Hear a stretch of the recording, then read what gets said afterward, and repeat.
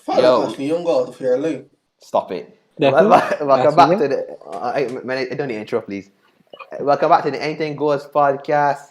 Sorry about last week, guys, but we were both the hit end stream. Don't tell me hit end stream. Hit end stream? Nah, let's think it running. Anyway, so I'm a professional black man. Anyway, right? We welcome back to the 10th episode of the Anything Goes podcast. Please remember to hit like, comment, and subscribe. And also, later on, when the show is re-uploaded, it finished processing, we have the timestamps available so you can skip through the topics to your leisure. And joined by co-host, Mr. Kev Carter. How you doing, sir? Yeah, yeah, guys, I'm good, man. Hey, boy, bless. We also joined by another famous guest of ours, Mr. Larry Elder. Larry Elder Jr. in the building. No, he just get out here. Don't come people that be sending him death threats and things. Don't come for me. As I call it Auntie Brian Logan, but I don't bother with that one. Hmm. I like Tiga can't stand Auntie Brian Logan. We still like try to get the correct link. And is Sako there? He gone. I still hear you there. See, Yeah. my quiet tonight, boy. My No. girl, he horny. Yeah, you do intro, man. I don't have an intro. I'm just here. She trying to be The flaky. grandma, you can just call him the grandma son boss right now. He back there, the back just drinking grandma son because he girl already. Oh my god. I just chilling, B. I just chilling. Just chilling. That's all to say. The show gone left already. Yeah, Anyway, man. Sip the grandma son like soup, man. we really living to here. Anyway, right? Just here. That like Team and Shani don't hear, but alright. Yeah, man. Oh, hey, easy. The names. I don't want to get copyright flag down. Whoa. Whoa. Don't serious business now. Serious business now. Serious business. All right, we start off with our first topic for tonight: Black leadership. In the midst of the unrest in the United States of America, the death of George Floyd, questions have been raised. Do Black people need new leaders, such as Mr. Martin Luther King and Mr. Malcolm X? So I'll pass the first question off to our very own Professor Teague. Do you think that there's need for a quote-unquote Black leader, or should Black people do things on their own individually? I think trying to look at this as objectively as possible. I'm taking my own opinion for out of it. Looking at the whole Black Lives Matter movement, most of the requests or policies that they want to put in place are things that the demands that they have quite a bit, like they're nebulous. You can't really determine exactly what they are, and every time you ask them what it is, or you try to assume what it is or analyze it, say, well, it's not this. So they say abolish the police. So you say, oh well, since you want to abolish the police, that's not a good idea. But we don't. When we say abolish the police, we don't. We mean this. Or there's systematic racism, and people say, well, what is that? This doesn't exist. But no, systematic racism isn't this. Is this. At least when there were leaders like Martin Luther King and Malcolm X and what's not, these individuals had clear ideas as to what they wanted and the changes that they wanted to make, or the changes that they wanted to see in America. At the very least, there was that. So to me, with one leader, or even a group of different leaders, but just a small group of different leaders, at least people could align themselves under the ideas of those leaders, and then you could have serious conversations as to what policies you will put in place to improve the situation for black people in America.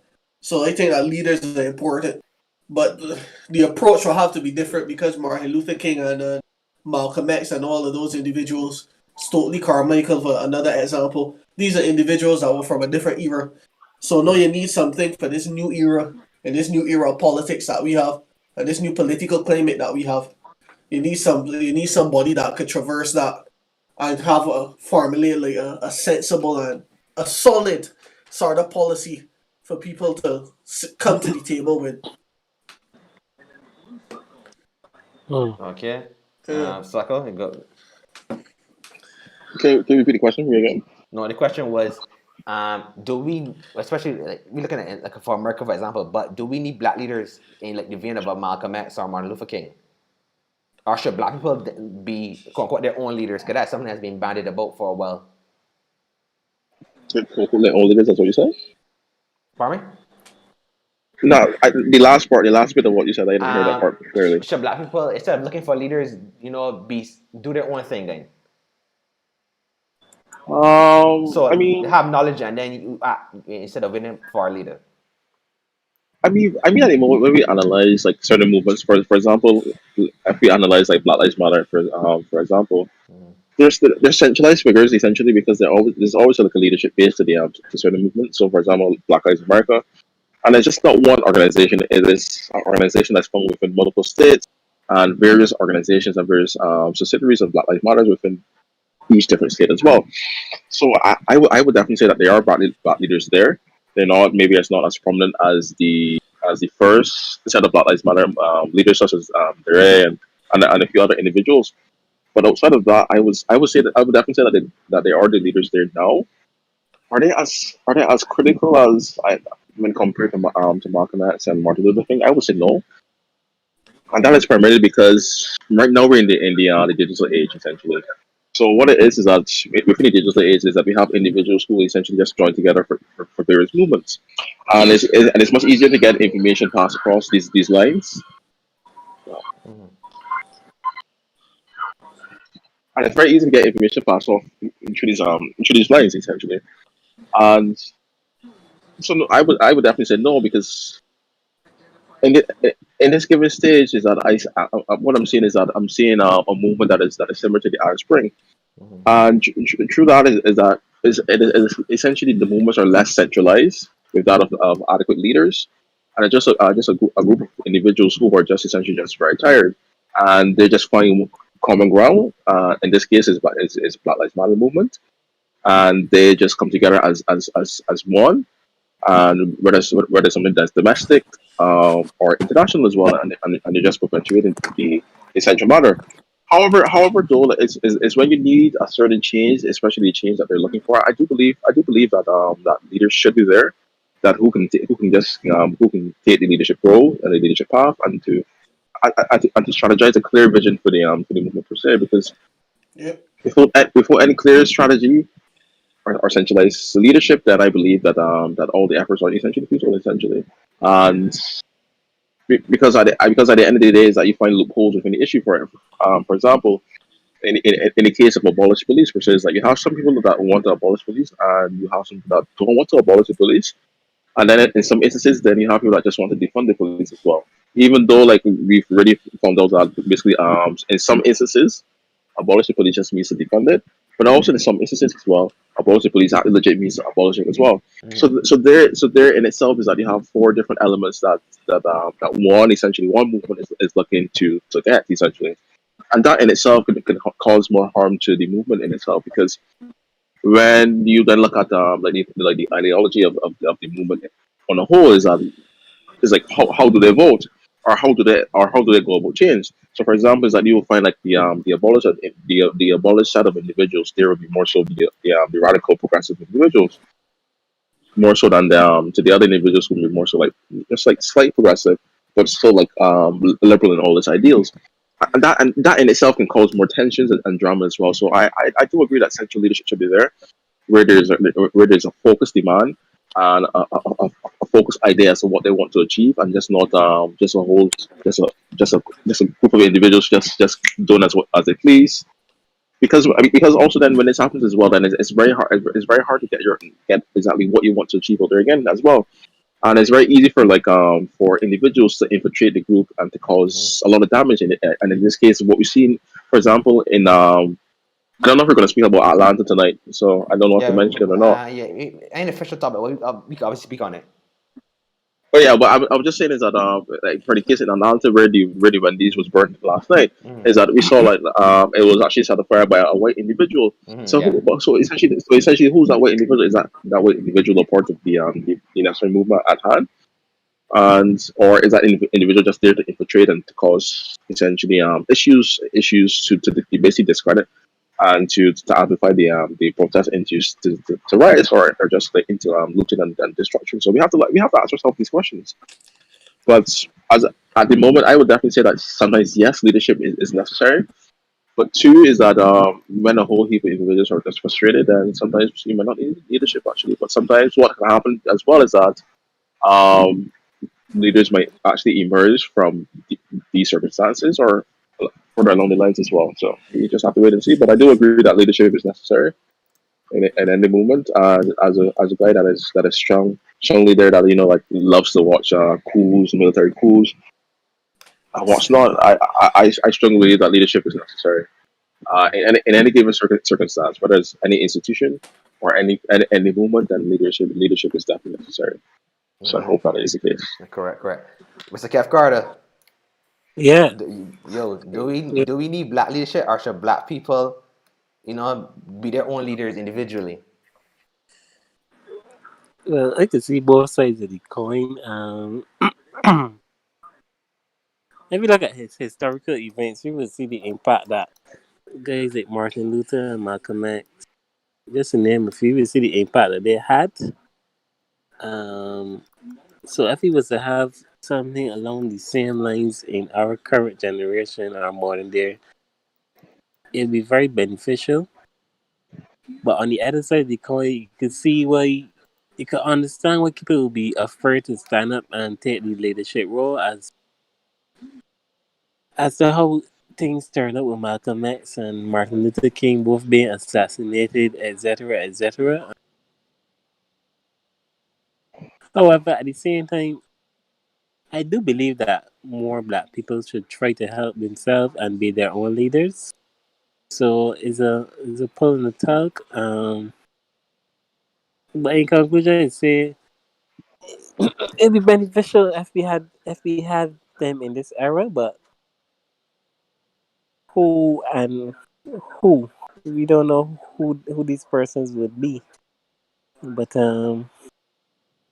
and to the age of social media too, where public speaking was more popular back in the days in terms of the classical addressing the public through mics and being on top of the stage. I mean, it still happens obviously, but not as often.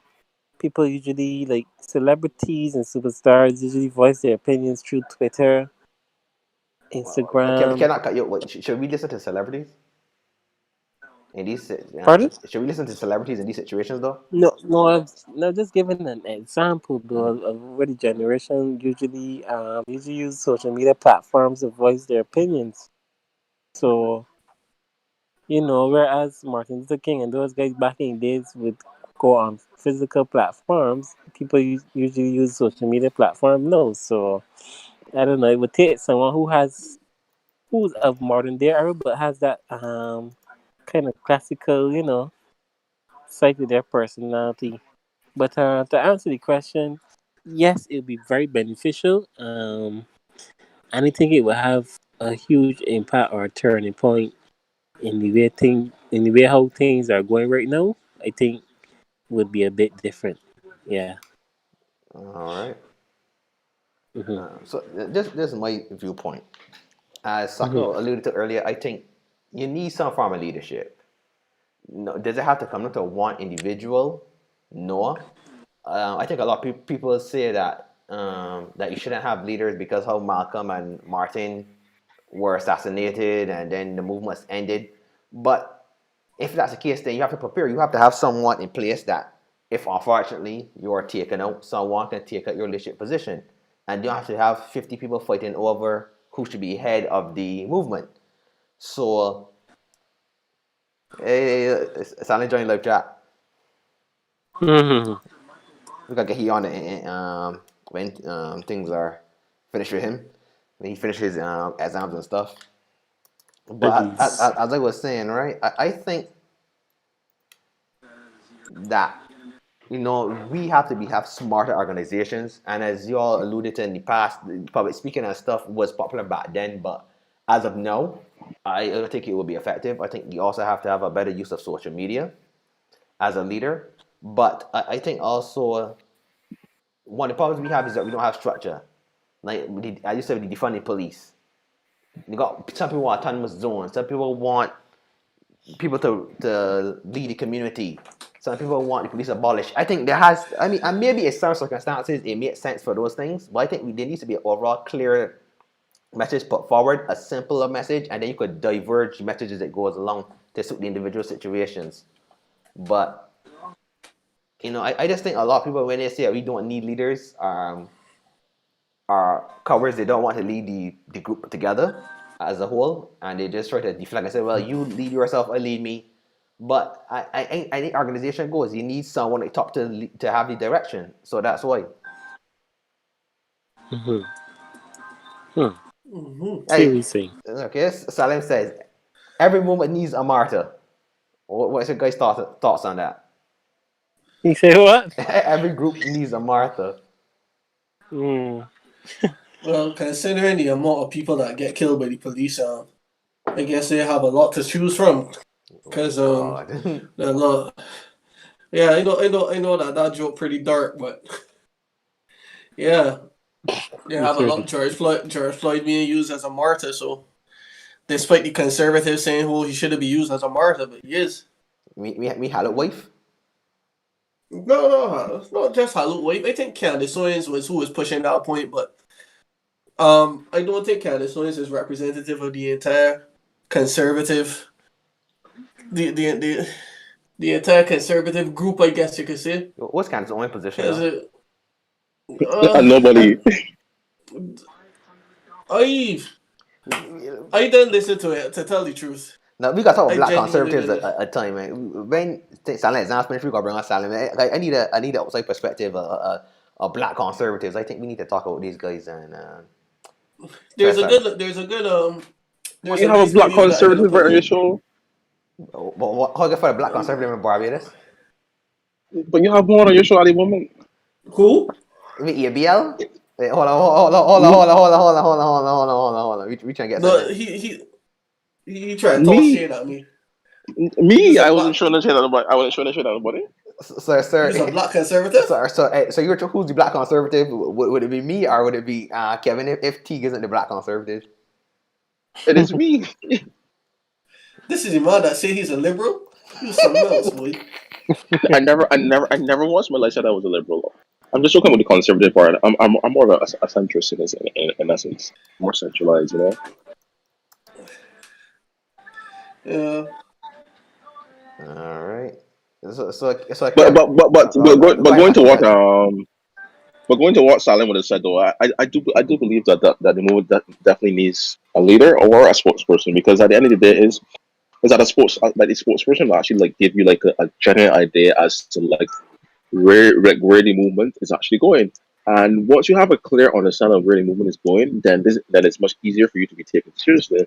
And then when you're taken seriously is that you have more effect on that of the said of any elections, whether it's Senate, House, Congress, or presidential elections, you know. And then then from there it is much easier then to seek funding as well to get the necessary sponsorship. And then from there is that like for example is that once you have like the leadership like the leadership organization chart right there or structure right there, then what we can also then see is that we can then see like maybe a Black Lives Matter organization or lobbying firm come to play where like black issues and black policies are lobbied for through this said organization. And that should be the thinking that we should be seeing from the Black Lives Matter movement, actually, in my opinion, because at the moment is that one of the things that I've been seeing is that they've been screaming, uh, vote. And if you want people to vote, then these should be lines that you should be heading on, like giving like the people like they are, like for example, the individuals that feel as though like their voices aren't being heard, the opportunity for their voices to be heard, whether it's through their votes or through policy making, through a centralized organization that they are a part of. So I do agree with Simon that yes, that a sports person is needed because in times like this is that we will then hear the real the real focus and the real understanding of the group of the movement, I would say, to really to basically to be able to like differentiate between like now the key functions of the movement, what we want to achieve, And essentially also differentiated away from the fact is like the grouping that the Black Lives Matter movement now has with Antifa as well.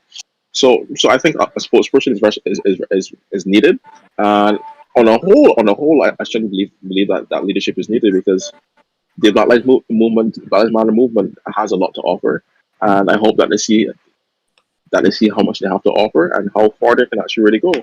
And I believe that the time is now to really essentially get everything that in order and essentially go ahead and do what is needed to be done. So that is it for my end. Okay. All right, Kev, what's your thing? Do you think there needs to be a martyr? If there needs to be a martyr, Yeah, for black leadership. uh, well, I know. I feel it. I feel it. I feel it. That would just bring a whole different set of controversy. Um, unnecessary controversy at this point in time too. So, in brief, my answer is no, man.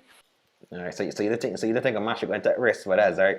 All right, then we're going with. I think it's because of these circumstances, you need someone who understands. Look, we are pushing against social norms, and it's such a touchy subject that I may lose my life trying to push against not just what a few people might think, but how a system is built. So yes, if you want to lead an organization this powerful, you must be willing to understand. Look, I may lose my life for this. And my problem with a lot of the leaders like Martin and Malcolm was, even though Malcolm was backstabbed, was I don't think they set up things in place for when, well, if they were assassinated, who would take the natural leadership after they are gone. And I think that's a problem that if this was to come back up, that it needs to be addressed. So I think you have to understand what you're dealing with. I want to switch gears pretty quickly in Barbados. I know this sounds like a silly question, but do you think there's a need for proper black leadership in Barbados? Like an outright leader to help guide black people in Barbados? Well, Uh, to be honest, Hold on. I mean, but I feel as though it may not be like really like there at the moment, but still it is there in essence from the the Pan African the Pan African groups Are, or are, the are or they the Pan taking are African they group in taking it itself. seriously? Well, here's the thing, right? Is that sometimes they may not be taken seriously because of their vision or or like what they're trying to achieve in a given moment, Mhm. which is totally understandable. But I have to disagree wholeheartedly with not agreeing with them or taking them seriously because I feel as though they should always be taken seriously. No, I'm not saying that So, that, that, that they shouldn't be taken seriously, but I'm just saying that they're you often know, not taken seriously. no, I know I understand that that's obviously people may not take them seriously, but I believe that there is leadership there. For example, like the Black Lives Matter right, well, protests that we would have had recently. That there that was a march as well, by the way. Sorry to interrupt, but there was a march as well. Apparently, right, is right, the right, youth. Oh, right, the Martin, I don't know. I said apparently that was funny. right, the well, I was referring to the march as the protest, but that's what I mean, right? So basically that was basically like even though it was organized and done through the oh Lord, I can't remember the name of the organization in full effect, but it's the Caribbean Integration Peace or something along those lines. So, I but can't copy and the, paste this but man name into the, here.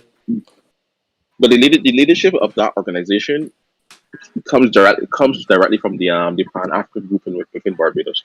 So that says all you need to say. So I Hold believe it is there. on. The leadership is there, whether it is through older individuals or whether through young individuals. But I believe the leadership is there, and it just honestly it just takes a matter of time before like a more centralized organization or movement is created, and then from there, then we can go from there. But it is something that we have to wait and see. But I believe the leadership is there, whether it's through old or young again. But we just have to wait and see. Fully. Um, what I would say is that I don't really, I don't really think so. If there's anything, if there's anybody that should lead, it should be individuals. It should be an individual. Well, I just get a message from somewhere. That's odd. Hold on, Yeah, hold but on, it's hold on a minute, sir. Sir, you make your announcement, sir. It's my ass to join. He keeping for ain't quiet. Hmm?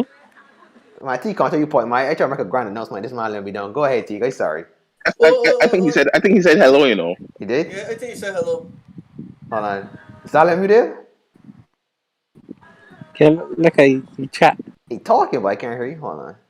Hold on. Yeah, so we got some technical difficulties. Hold on. He's getting coming now. Trying to change it to Yeah, we We hear hear, it. we hear you now. My song Red Indian now, boy. Jesus. Yeah, boy. I'll probably take all the tight parts, man.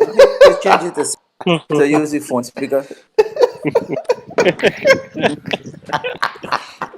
Hey, so Salem, how you doing, man?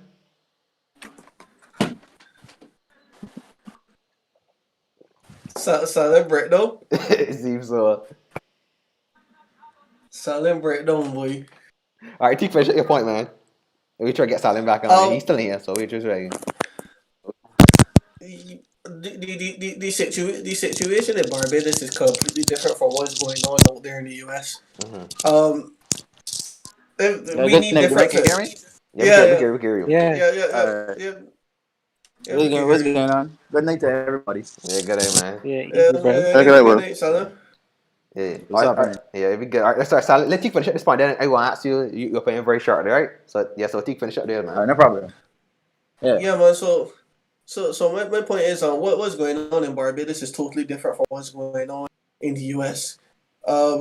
We have far more control Do we? over.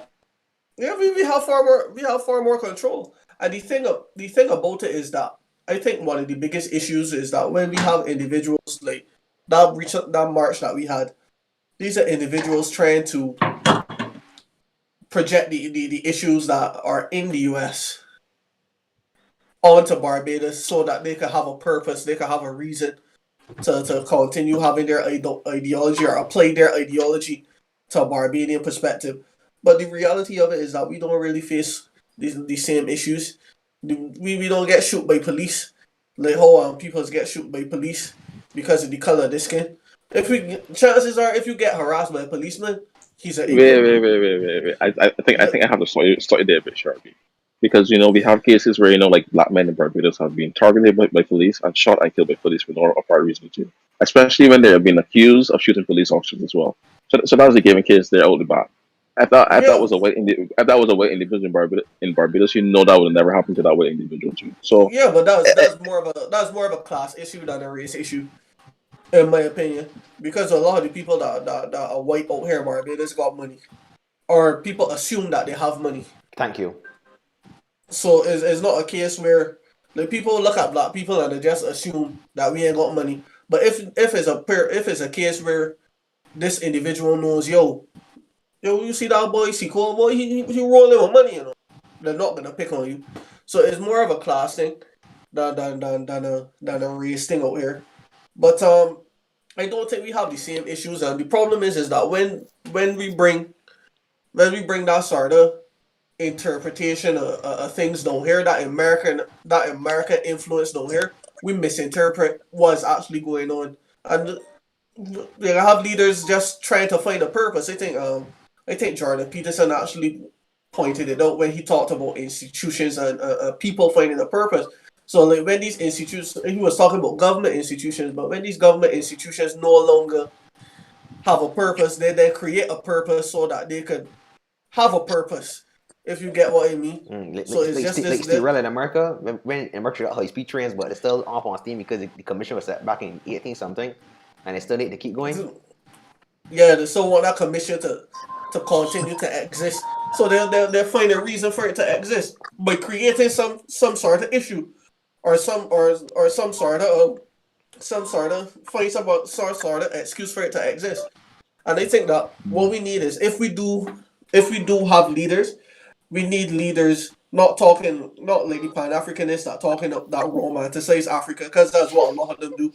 Romanticize Africa, like everything that happened in Africa was great. So I think we need to. you're an African dig. Nah, I am an African, but the thing about it is I that just asked that question. Africa is where my roots lay, but at the end of the day, I'm a Barbadian. My culture is a mixture of several different things. So when they go back to, if I go to Africa, there's no going back to Africa for me, really, because when I go to Africa, it's not my culture. It's not a culture that I particularly understand. My culture may be You're an kids. outsider. You're seen as Trust me, you're T. seen as an Trust me, T. outsider. Yeah, Like you're you, seen as an outsider, but the same Africans treat you like an outsider. Is like you are not an African to them. You may have the same skin and you may But you identify with see, them, that happens. but That happens to. Sorry to cut you. That happens when it comes to repatriation of any race, True. any ethnicity. yeah, Because you're not uh, seen. Yeah. Because you're not cultured. You're seen as a visitor. Right. yeah, Because for example, right, like, I got cousins that in America, right? If they come into Barbados to live, people you see them as Americans loving. They say, well, their grandfather was from Barbados. They're gonna, oh, these Americans people in the country. That's how we can see them. It's not yeah, right, but that's how it can happen. So that would be same thing with the Africans as well. yeah. It actually happened.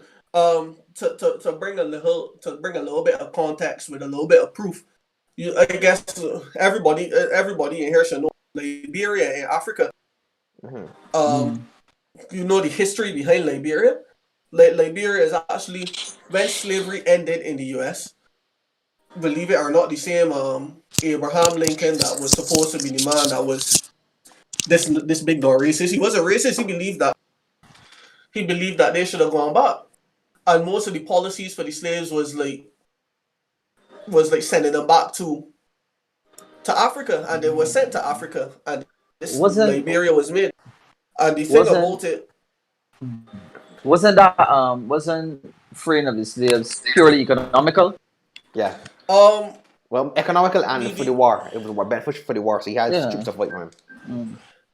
I don't But it want to wasn't say it's sustainable. just. I would say it was more political per se. I won't, not well. It was in It was America. political. It was political, and then it was obviously attached to the economic aspect of it as well. So Yeah, basically, it, basically those two factors.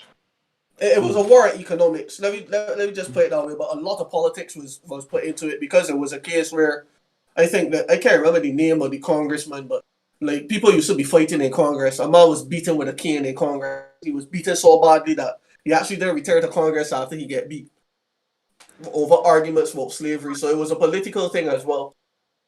So what I would say is that state was actually Liberia was formed for that reason to send slaves back.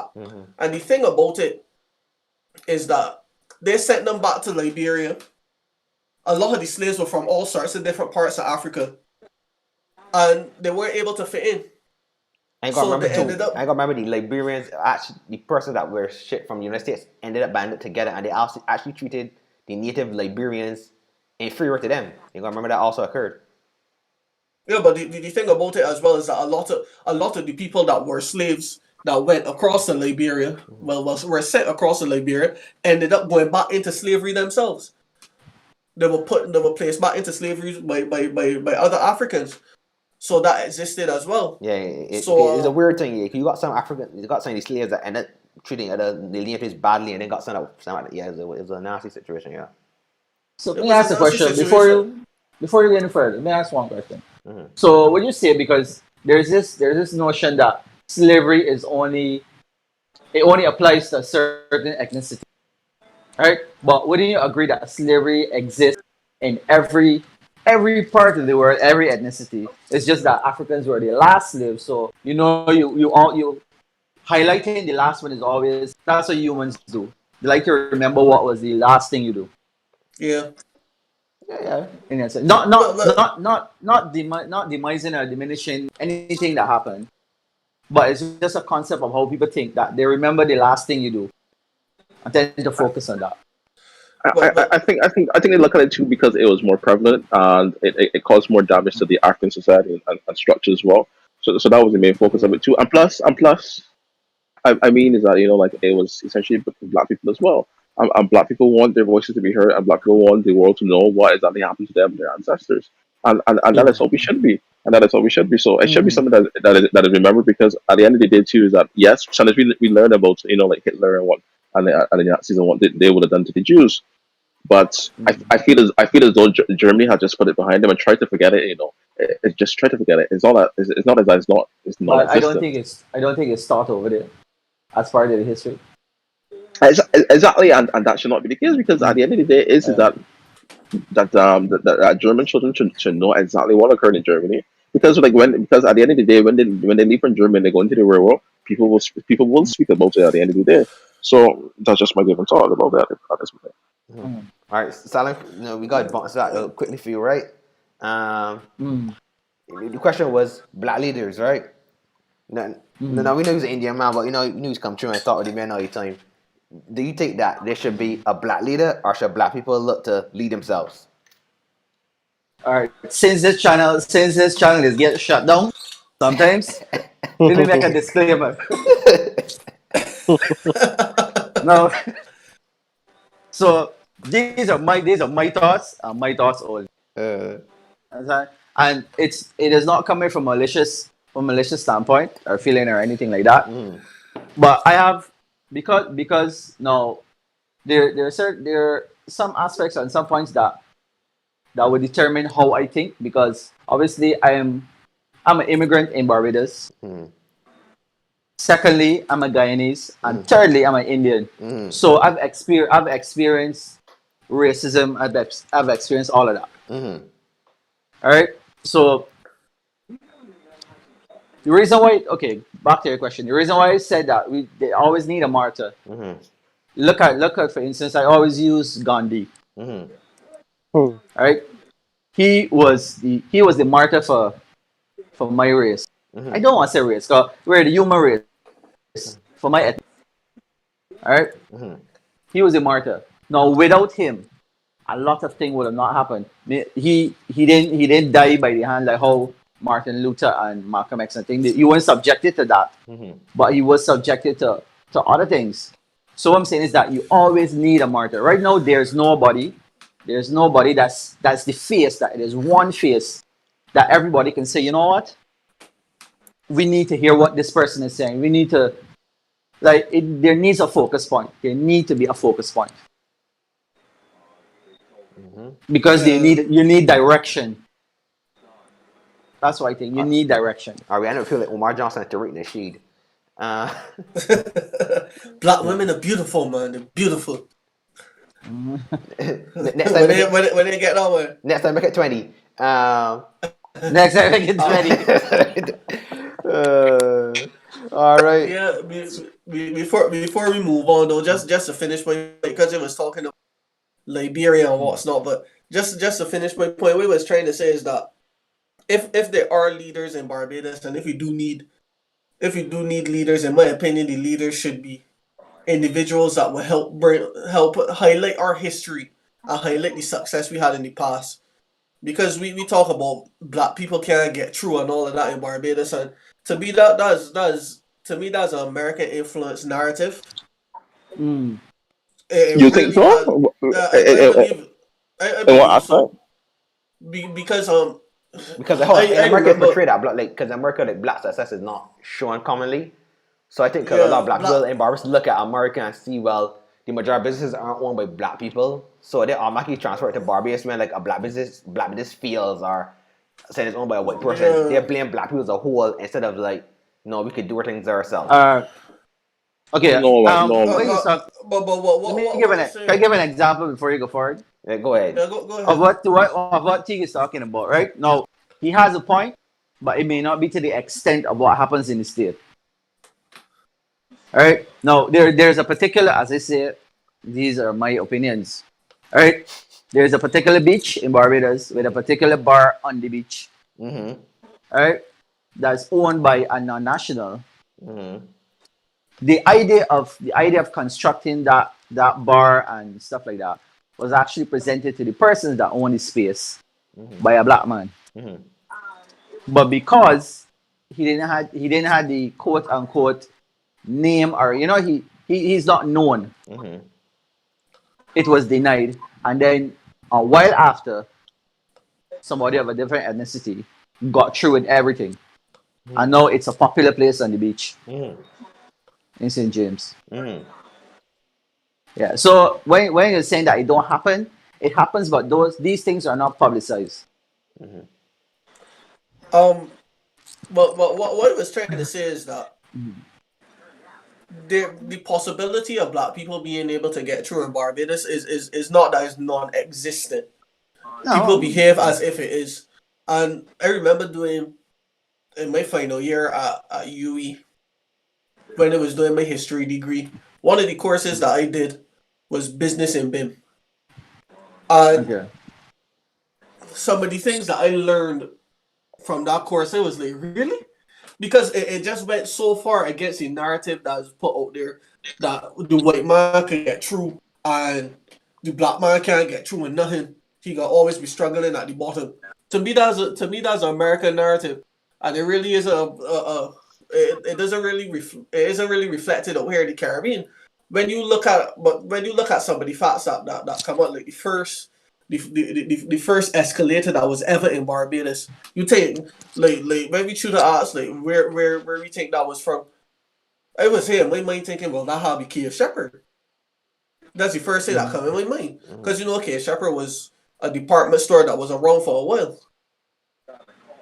But no, it was in a black business.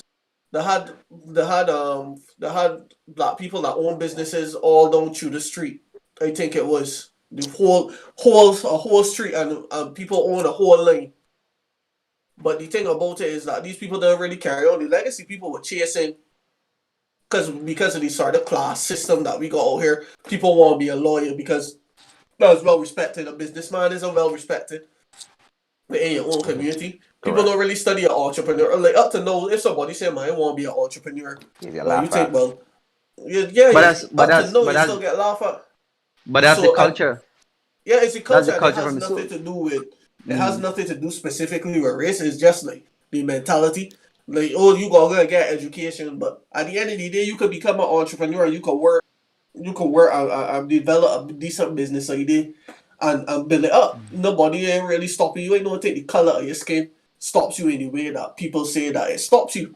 So the possibility is there, but we need to know more about what went on in the past. We only hear about slavery. We only hear about what the white man do to we. We ain't hear about our success despite of it. Because when you think about it, the further you go back in time, the more racism that there is, the more disgusting behavior there is, and the more barriers to success there were. But at the same time, when you look at that history, you see individuals out there actually progressing despite of that. So if they could progress despite the barriers that they have then, which are far worse than the barriers that we have now, we could get through. That's how I see it. But the only way that we could get through is if we actually like are aware of the past that we had.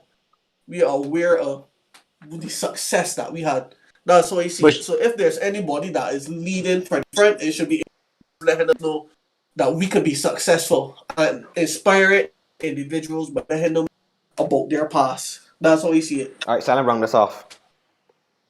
okay, so we man done already? No, we're done with this topic. Yeah, that's just this topic.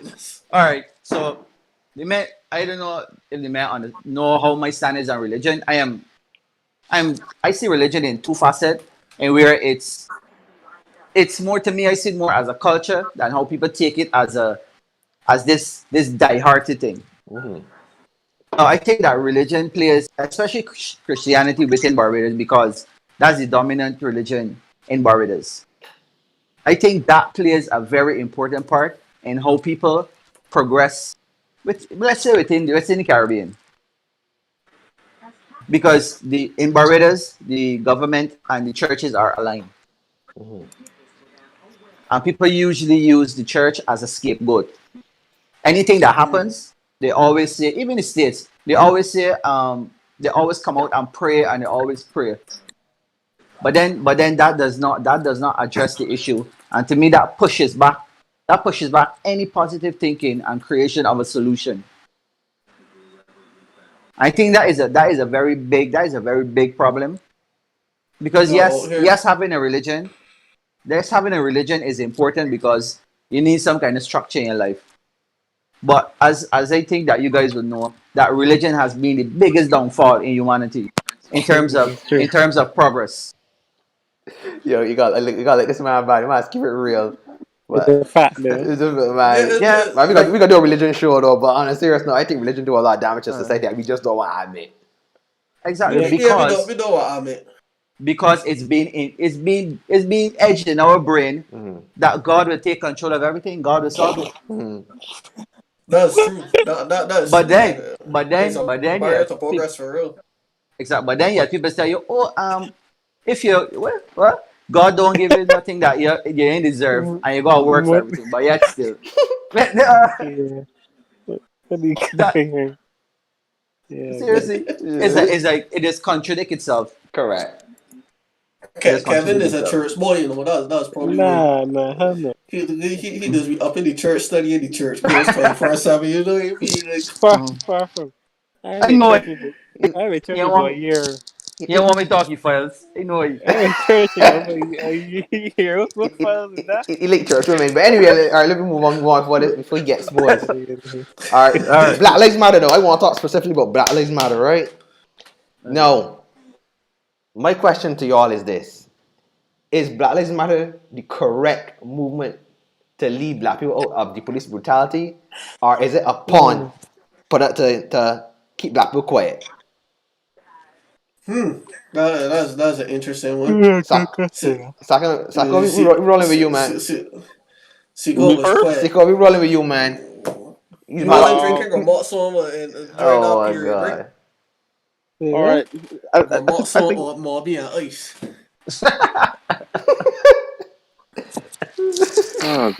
but yes, I strongly believe that it is an organization that is a start that can see change. Like you remember, like reference back to what I would have stated before, is that the opportunities for the movement is there, especially with centralized leadership. We can actually take the aspect of moving on into like maybe like a politicalized organization, or maybe like a lobbying organization where they can lobby for certain policies to whatever politicians that are at hand. So I think that yes, the organization is there to essentially get black issues to the forefront of the spectrum of society, whether that is through social media usage, whether that's through the mass media usage, or just generally through society as a whole. So it is there. And if they play their cards correctly, then I strongly believe that it can be achieved because, like I said, they know that within a century, individuals are frustrated, they're tired, and they're finally given the support to the organization that it essentially wanted.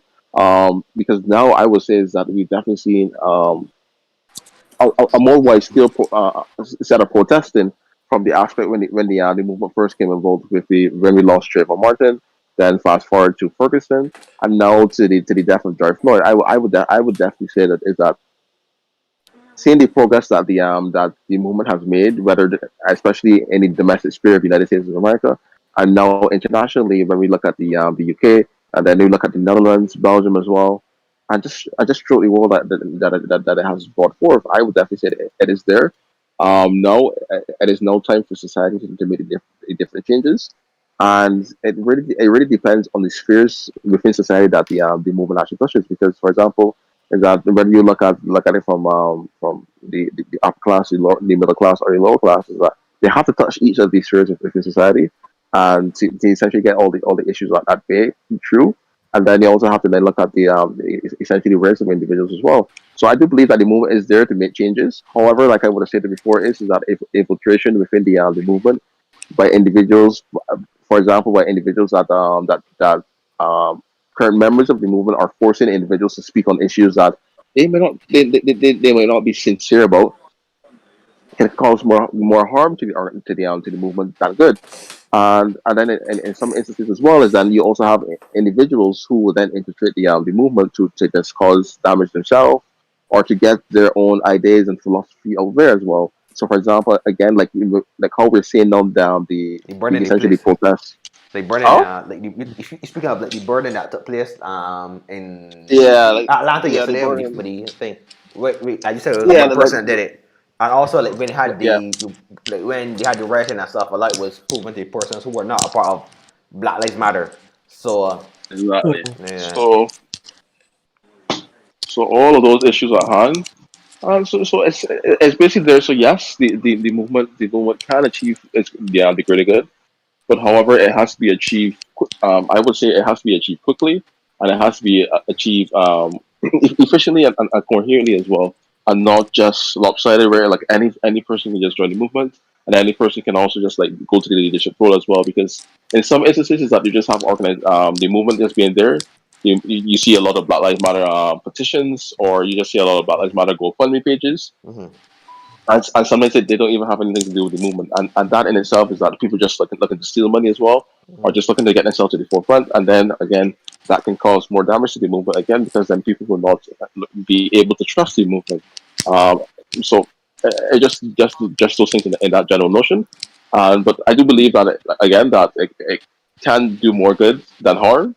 And at the present moment, is that me personally, is that when the movement first came about, I did not have that much of an interest in it, because I remember vividly when the Ferguson protest really took place, So you believe really that took place. So Sorry, you believe that Georgie Boyd helped create this movement, right? huh? So you believe that Georgie Boyd helped create this movement? No, I was just gonna say that when it came about to the fight is about wait, you said George Soros? That's what you said? I didn't say that. I said Georgie Boyd, but if you want, Jersey boy. Oh, but I no, mean, but yeah, I mean, what I was I do mean Jar Soros, yes. I mean, it's possible because he donated the most money, and through his links to that of the guy there is, so it is possible.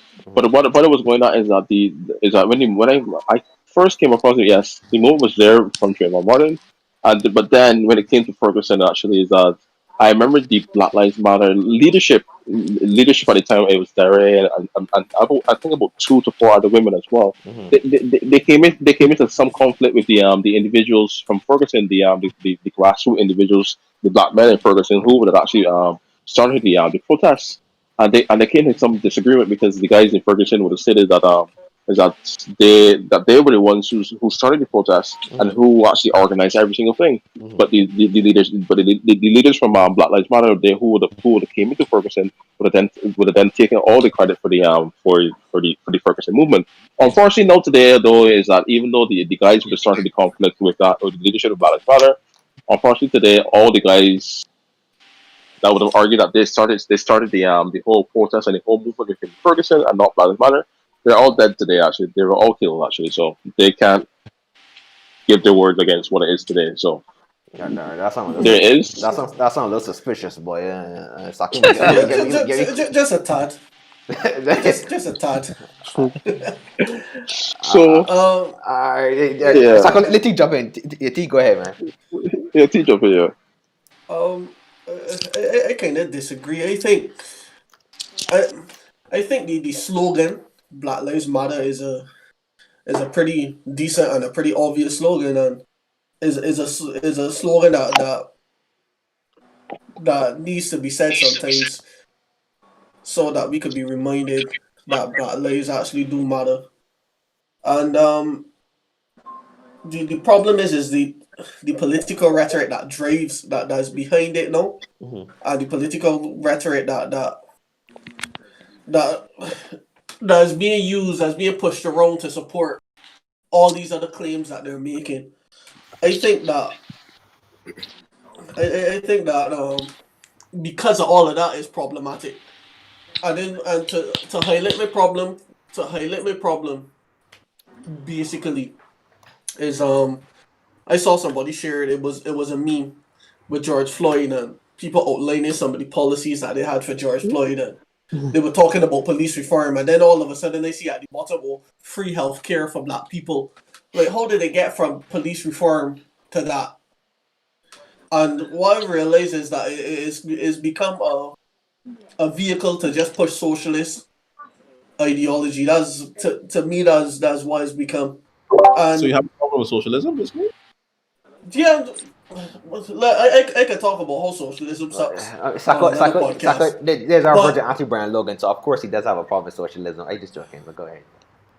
Me and him had a whole conversation with my uh, yeah, but Well, I'm not. Yeah, Siko was there for that conversation, so so so I know so he so can so, kind of yeah. react to that, right? I can't remember.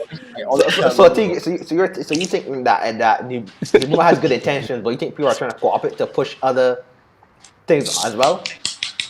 Yeah, and the thing about it though is that is because of is being so mixed up because well, I don't particularly like Black Lives Matter or I can't support Black Lives Matter. Chances are a lot of people who are saying that a black people who are a classical liberal or people who may be centrist who don't particularly agree with some of the political rhetoric that's surrounding Black Lives Matter. Like people have different views as to how to help the black community. But the problem is now is that with the slogan Black Lives Matter is cause not cause but is restricted dialogue and is restricted the discussion that we need to have as to how to improve not just the black community but improve America on the whole. Because Can not I saying can I insert say, something? Can I insert yeah, something right there before you go forward? go ahead. No, that's what I was saying in the beginning, right? Now, if you have one person, if there's a focal point, right, that alleviates that problem because then there's you're not when you were talking about now they're talking about free healthcare, so they're deviating from the actual issue, from the original issue that they were trying to get solved. You know, equality. No, if there's one person and there's one spokesperson, then there's no way the movement could be misunderstood. Well, there is, but there won't be the probability of that there won't be because there's one person that represents the interest of the of Black Lives Matter. Continue. But Yeah, I can step in, right? It's that Mm. we can look at it like the group anonymous at the end of the day is that they have one goal essentially is they have one goal. And I believe that Black Lives Matter at the end of the day has one goal, and that is to perpetuate the lies and to get the lives of black lives to be honored, for But them to Yeah, be in. but Sako yeah, thought but I know, but Sako thought when they tell me that but the man that want Cisco, push the gay agenda. I thought that when they tell me back in 2006 but or it, whatever. but Hello. Do not link me to those things where but Cisco, any hope but Cisco, but let community. I'm not involved in anything of that sort. I believe that all lives. I should be sorry again. Oh I believe God. that all Black lives matter, Uh, inclusive of trans and gay Black men and but Black people as well. but here's the thing. Whatever sex, I, whatever gender you are, I think I we're gonna strongly I think believe. we're gonna dark rabbit hole. But go ahead. Yeah, I yeah. strongly believe that We going into the LGBTQA discussion. No, Everyone. please. I really Uh, don't. No, man, um, no. no, but what? But the thing about it is that if Black lives, and I know that people are gonna find this controversial because this apparently is a controversial point. But Mhm. if Black lives really did matter, people wouldn't be focusing on. People wouldn't be making as much noise I mean the noise for black on black crime should be just as loud But isn't as it the though? Yeah, noise for George But Floyd. isn't It it though? isn't. But no. But I mean, I It was gonna but make but that oh, point. but no, right? But it, if no. you go and check in large certain parts of America, there are a lot of protests happening against black on black crime. However, the media does not perpetuate those marches and protests. Cause I've actually seen them for myself. I actually seen Andy Violence in black community protests. So it does exist. Okay. But the yeah, but media no, doesn't no, but cover no. the event as such as a Black Lives Matter protest, number one, and number two, right? Shouldn't the police be held to a higher standard than quote unquote thugs, as you know, the conservative media likes to But say? exactly but because but the police are but there should very be. I'm not saying, but let's be realistic and let's look at the statistics of it. 9 black people were shot in 2019. 2,500 and something people. I can't remember the statistic was shot in 29. Black people were shot in 2019. So to me, to me, there are issues that yes, police brutality is a serious issue in America and is something that needs to be resolved. But also, black on black crime is a serious issue. Okay, but but if that's but, Of hold on, let me land. But if you fix police brutality, right? Wouldn't the black community have more trust in the police? Then that will lead to help solving black on black crime because the police are able to go into the yeah, community and help solve the problems. indeed that is a part of it. So that is something that we need to have, but nobody is connecting these dots like how you just connected these dots. Is like the system is racist, so we need to fix the system. And the thing about it is that the thing about it, especially when you look at the whole systematic racism, that argument, you got to look at the statistics of it as well.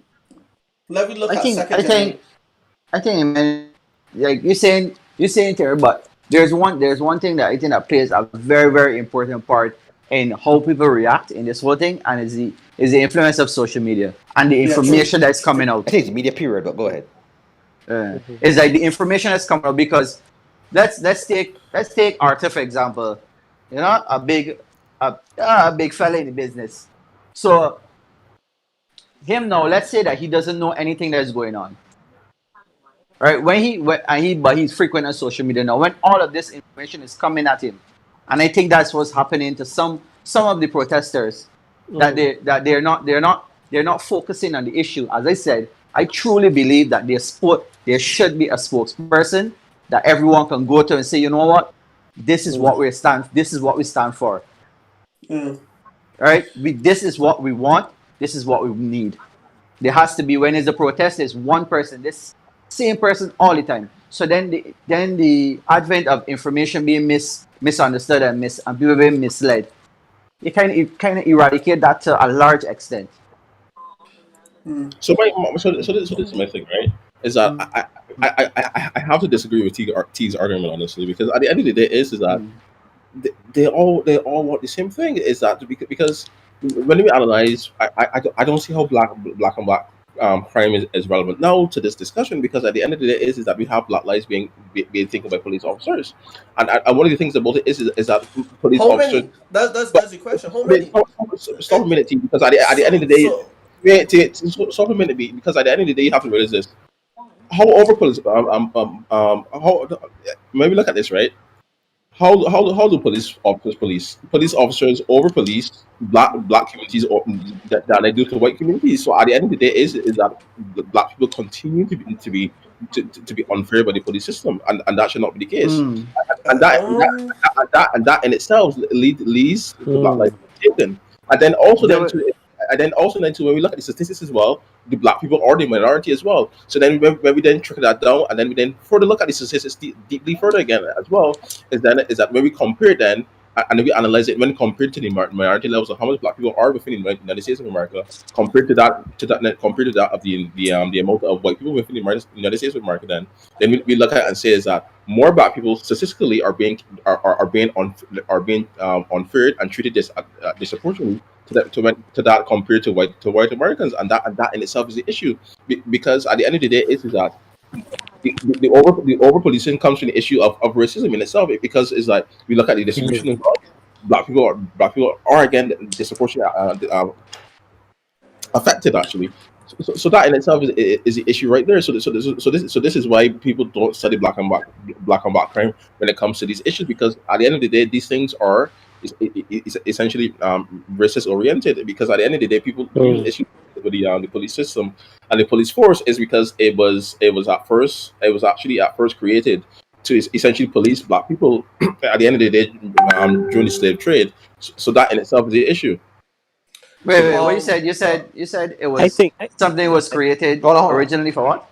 I understand what Sekou trying to say. I don't know. Like, one of the things that people have with the police force within the United States of America is that the independence and its foundation of, that already came from policing that of slaves and free slaves in itself. That's really the issue. Okay. Hold on. Let Carter jump in. Kev, jump in, man. yeah, right. But in the previous episode, right, T had a lot of statistics. So I think what Sekou is really trying to say is like, regardless, black people will kill black people, or white people will kill white people. But what he's saying is like, if you had to look at the statistics, racism will come into play because you find like more white officers are killing black people as opposed to a black officer killing a white person. So Okay.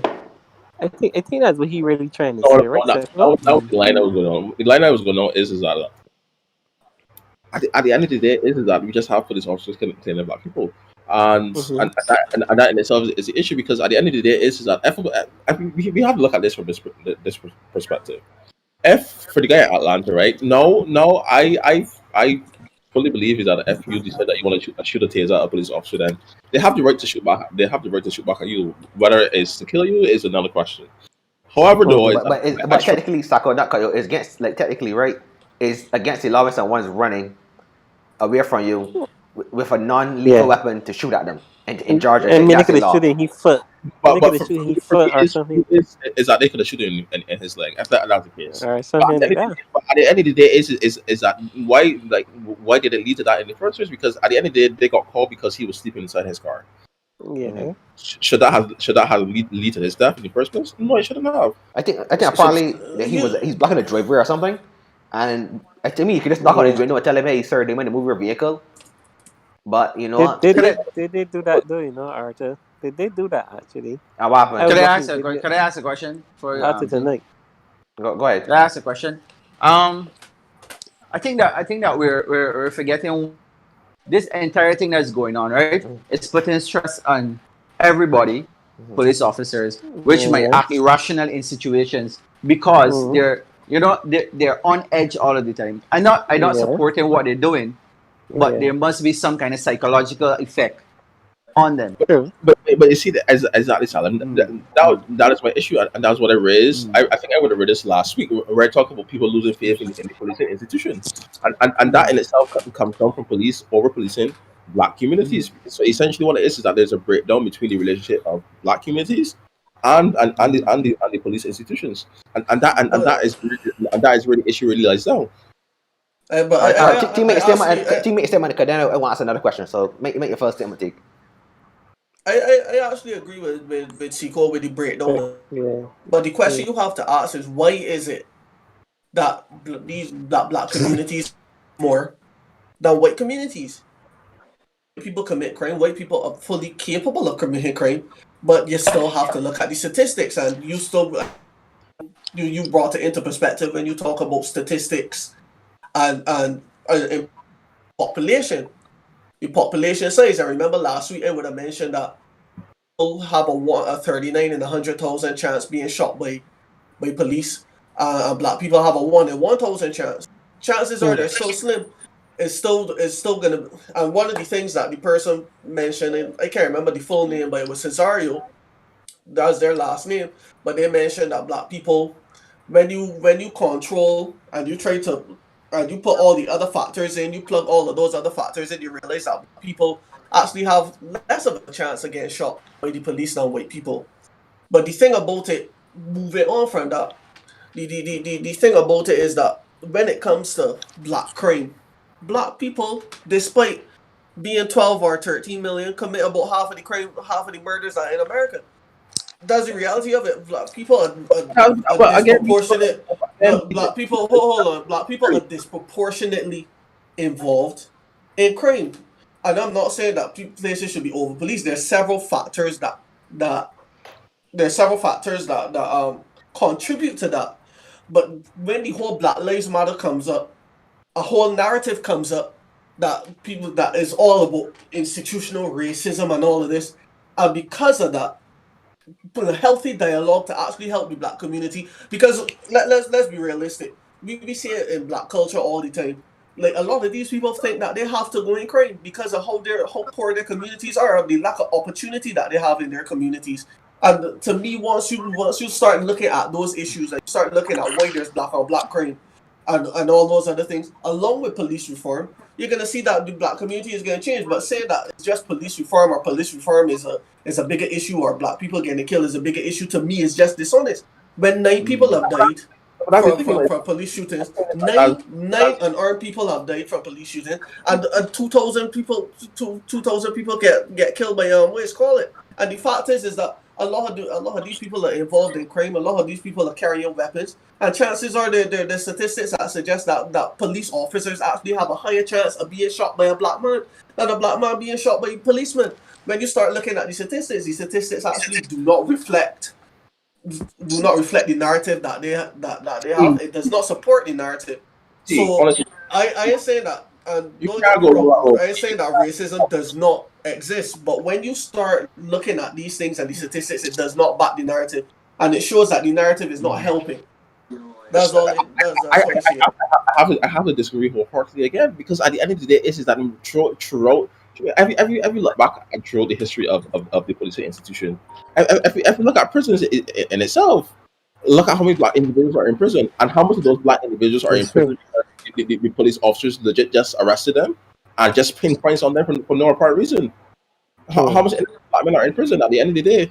And how much innocent black men's lives were taken by police because the police just assumed that they were guilty because of their skin color, and that in itself is the issue. So then again, I It's think one also, of several I issues, think, I but think is government it the got the prison bigger industrial issue? complex, and I think where certain prisons are publicly owned, they have to have a certain quota of persons inside the prison. And But black community, go ahead. so I all understand. of those things, all of I those things understand that you want exist. to raise. I understand that you want to raise statistics when they look on black and black crime, but at the end of the day, is that if racism and slavery never existed in the first place, we would have never had all the black and black crime in the first place. Where people decide that is that they have to live this way. They have to correct the crimes in order to survive. So Wait. I actually have to disagree on that one Yeah. because let me put it this way. There's I like to quote Thomas Sowell a lot, but Thomas Sowell is a conservative. He's a conservative. Well, he's a conservative, but he's an economist, and he's an economist that he went to school at Harvard. He writes for Hoover. He was taught by Milton Friedman, so he got the credentials to back this. And one of his quotes that really shook me to the core was black people suffered more at the hands of the welfare state than they have at the hands of the the effects of slavery, the after effects of slavery. And people try to make this claim all the time. And when you look at the statistics before many of these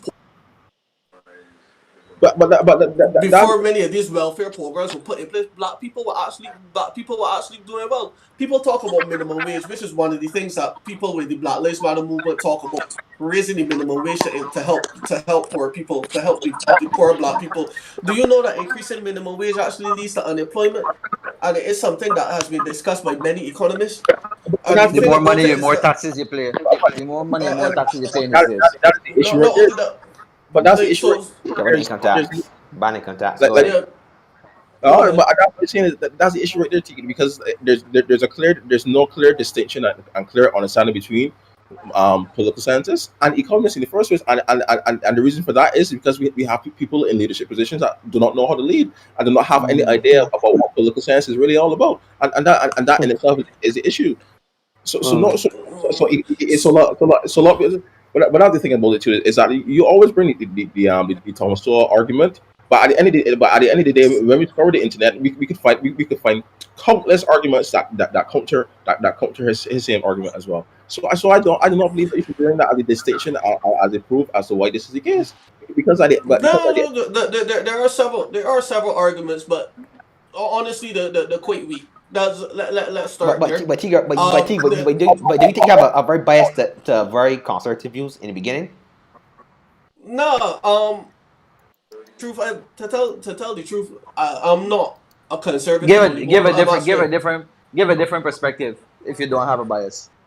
if I don't have you mean a different perspective to what's going on, No, I just No, perspective no, to Or you the mean conservative guy's opinion that you brought yeah. forward. the conservative?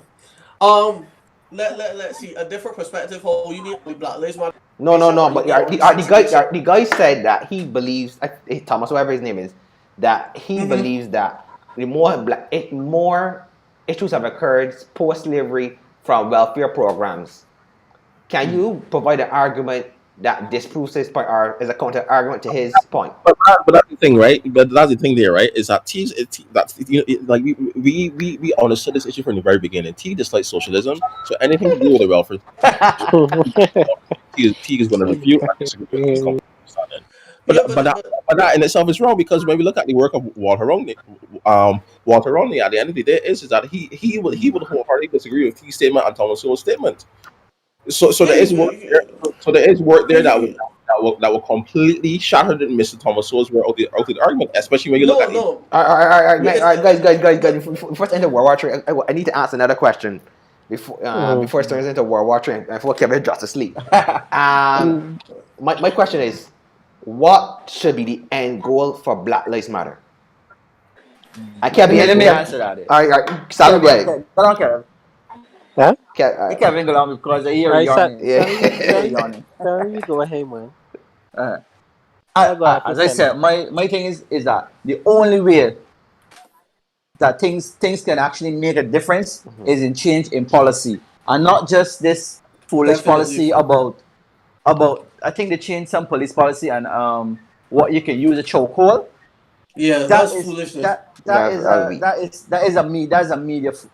That's something to please the people, you know. But it has to come from government. Changing the policies in police, once it needs to come from the top first. The Senate and all of those people, they need to. Okay, a perfect example when they had affirmative action. You guys know what was affirmative action, right? Yeah. Mhm. So that was a big win because that made economical, that made ethnic changes, that gave benefits to an entire race. Not only black persons, but minorities, because you had to include them in the same police force. You had to hire. That provided money within that sphere. So the equality now was kind of, it wasn't, it was still in, it was still off, but you at least had policies in place to minimize the inequality.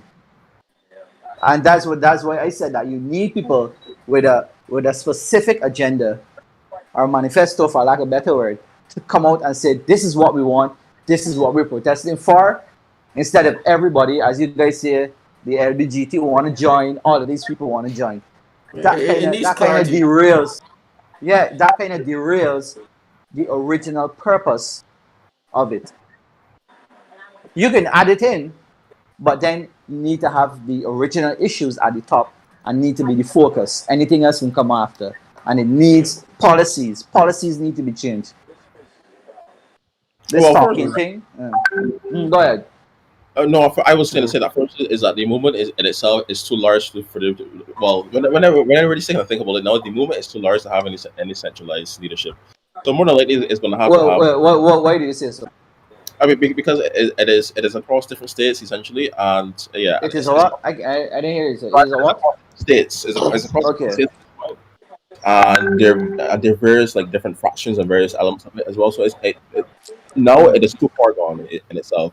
It is not something that like really started out with a central leadership to begin with, because if it had started out with central leadership to begin with, then as it went across state lines and state borders in itself, then that leadership that would have started it would have stayed, or more people would have joined up to the leadership group. So, for example, if we take, for example, let's say like the Nation of Islam, for example, Mhm. it could be something of that where there was like centralized leadership, but now the movement has gone too far in itself to just have that leadership.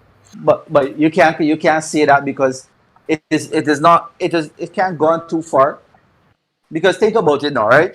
Now, there you I think you said it that persons are saying that they don't want to align themselves with Black Lives Movement because of certain things that's going on. They don't think that it's addressing the real issues.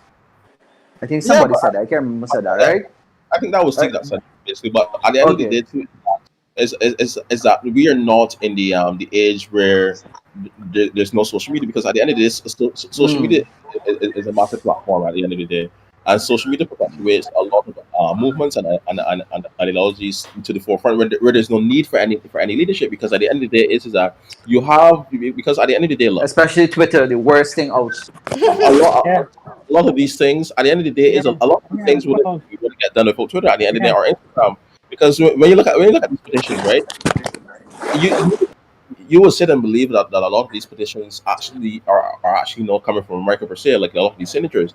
But when you actually sit down and go through it, or if you have a computer analyze it, then you realize that a lot of these signatures actually came from outside the United States of America on the whole, and that in itself is the issue, because then what you have is that you have individuals from outside of your state, or outside your country on the whole, also influencing your domestic position as well, which then in itself becomes a national security issue, because then what happens is that you have states who would then, just, for example, I don't want to use the same old Russia argument again, so let's use China instead. So you have a state like China, influencing those petitions, or even sending the petitions on the whole through fake accounts, and essentially infiltrating the movement in itself, and then having direct influence over your domestic issues and your domestic laws. I mean, like, people don't see it from that angle as yet, but that is going to be a major issue that they're going to have to deal with. And You so, you know your boy Teague. against China. So Oh God. don't even start from that. I, That's a but, problem. but we discussed that already. T is Yeah. against anything that is that social Socialism. socialism Yeah, is I mean, I, Before but I, at the end of the I day, don't even need to shut down my account. I don't even need to right? shut me But down. no, no, So no, no, so no. hold on, That's what. Sako. What should be end No, goal? that's What what. should be end goal? What should be end I, goal? I just wanted to interject with a question. Also, I get into the angle no, but at the end of the day, is that T is a hypocrite and he contradicts himself. Jesus Lord. T is a supporter of the Barbados Labour Party, which in itself is a Oh, What? But that, which in itself man, are coming that's for going me, too boy. far now. democratic socialism. Man, So it's a fraud. Anyway, the man coming for me, boy. I just gonna I, put that I, on there. I think that the end goal though is that they again, I believe that is that the movement is too far gone to have decentralized leadership, but I think decentralized leadership is a start, and it is. Even though I don't think that now it is possible, it still can be possible at the end of the day. But I believe is that the movement is that some individuals within the movement should take the opportunity to branch out. So, for example, is that they should look at starting their own lobbying firms because at the end of the day, is that you're going to have different policy changes within different states, and then those policy changes will then go through like the go to the House and go to the Senate as well. So like basically the different things in different junctures will occur, and that's the given state. I mean that's a given notion in itself. So it really and truly just depends on where you can get things started from because that's just how it goes.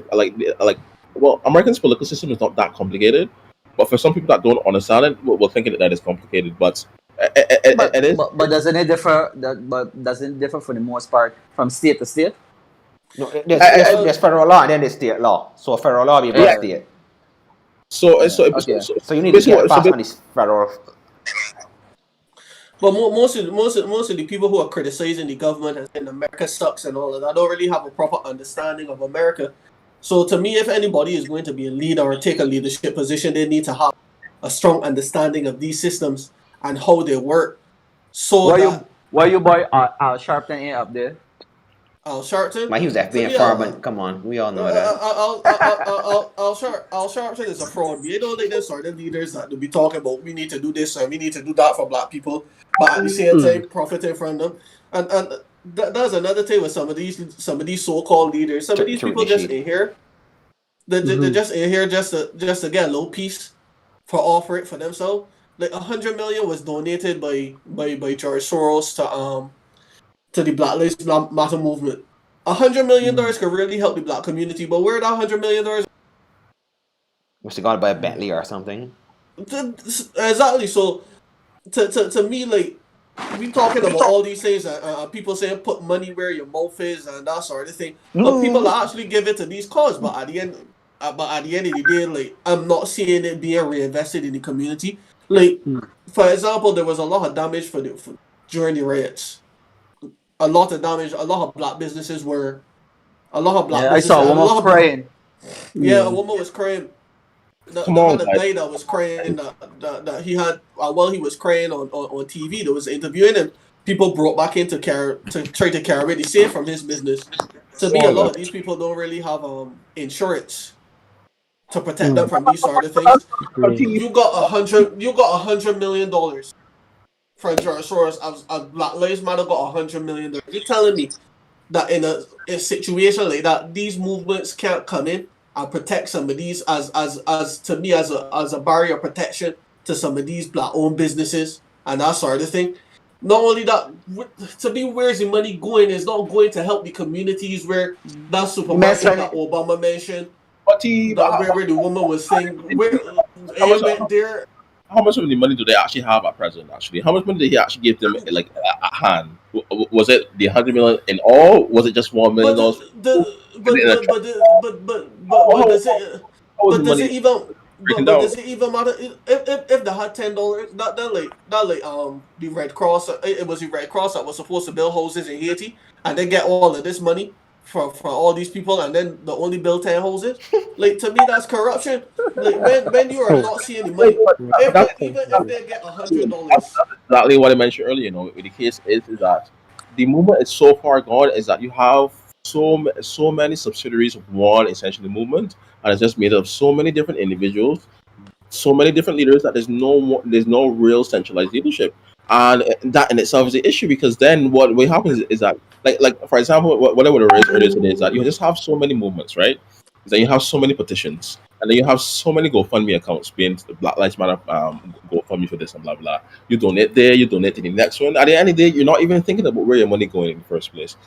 Well, not me because I haven't donated to anything, and I don't plan to donate to anything because Same here, because like where's the money going? It's not going into the communities. correct. So, but So it's like I can't blame Sako though, 'cause I don't want to get Umar $10 and then he raise it here but the school, so I can't I got Okay, what?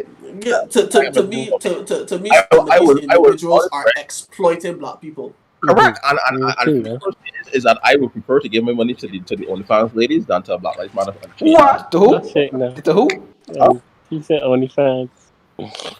Let me hear Kevin. No. We ain't Right. hear you, Kevin. Right. You know this But sleeping. Sako, the No, help I was saying. before Kevin start, the help is free. Kevin, so question to you is Right. what should be end goal of Black Lives Matter? All right.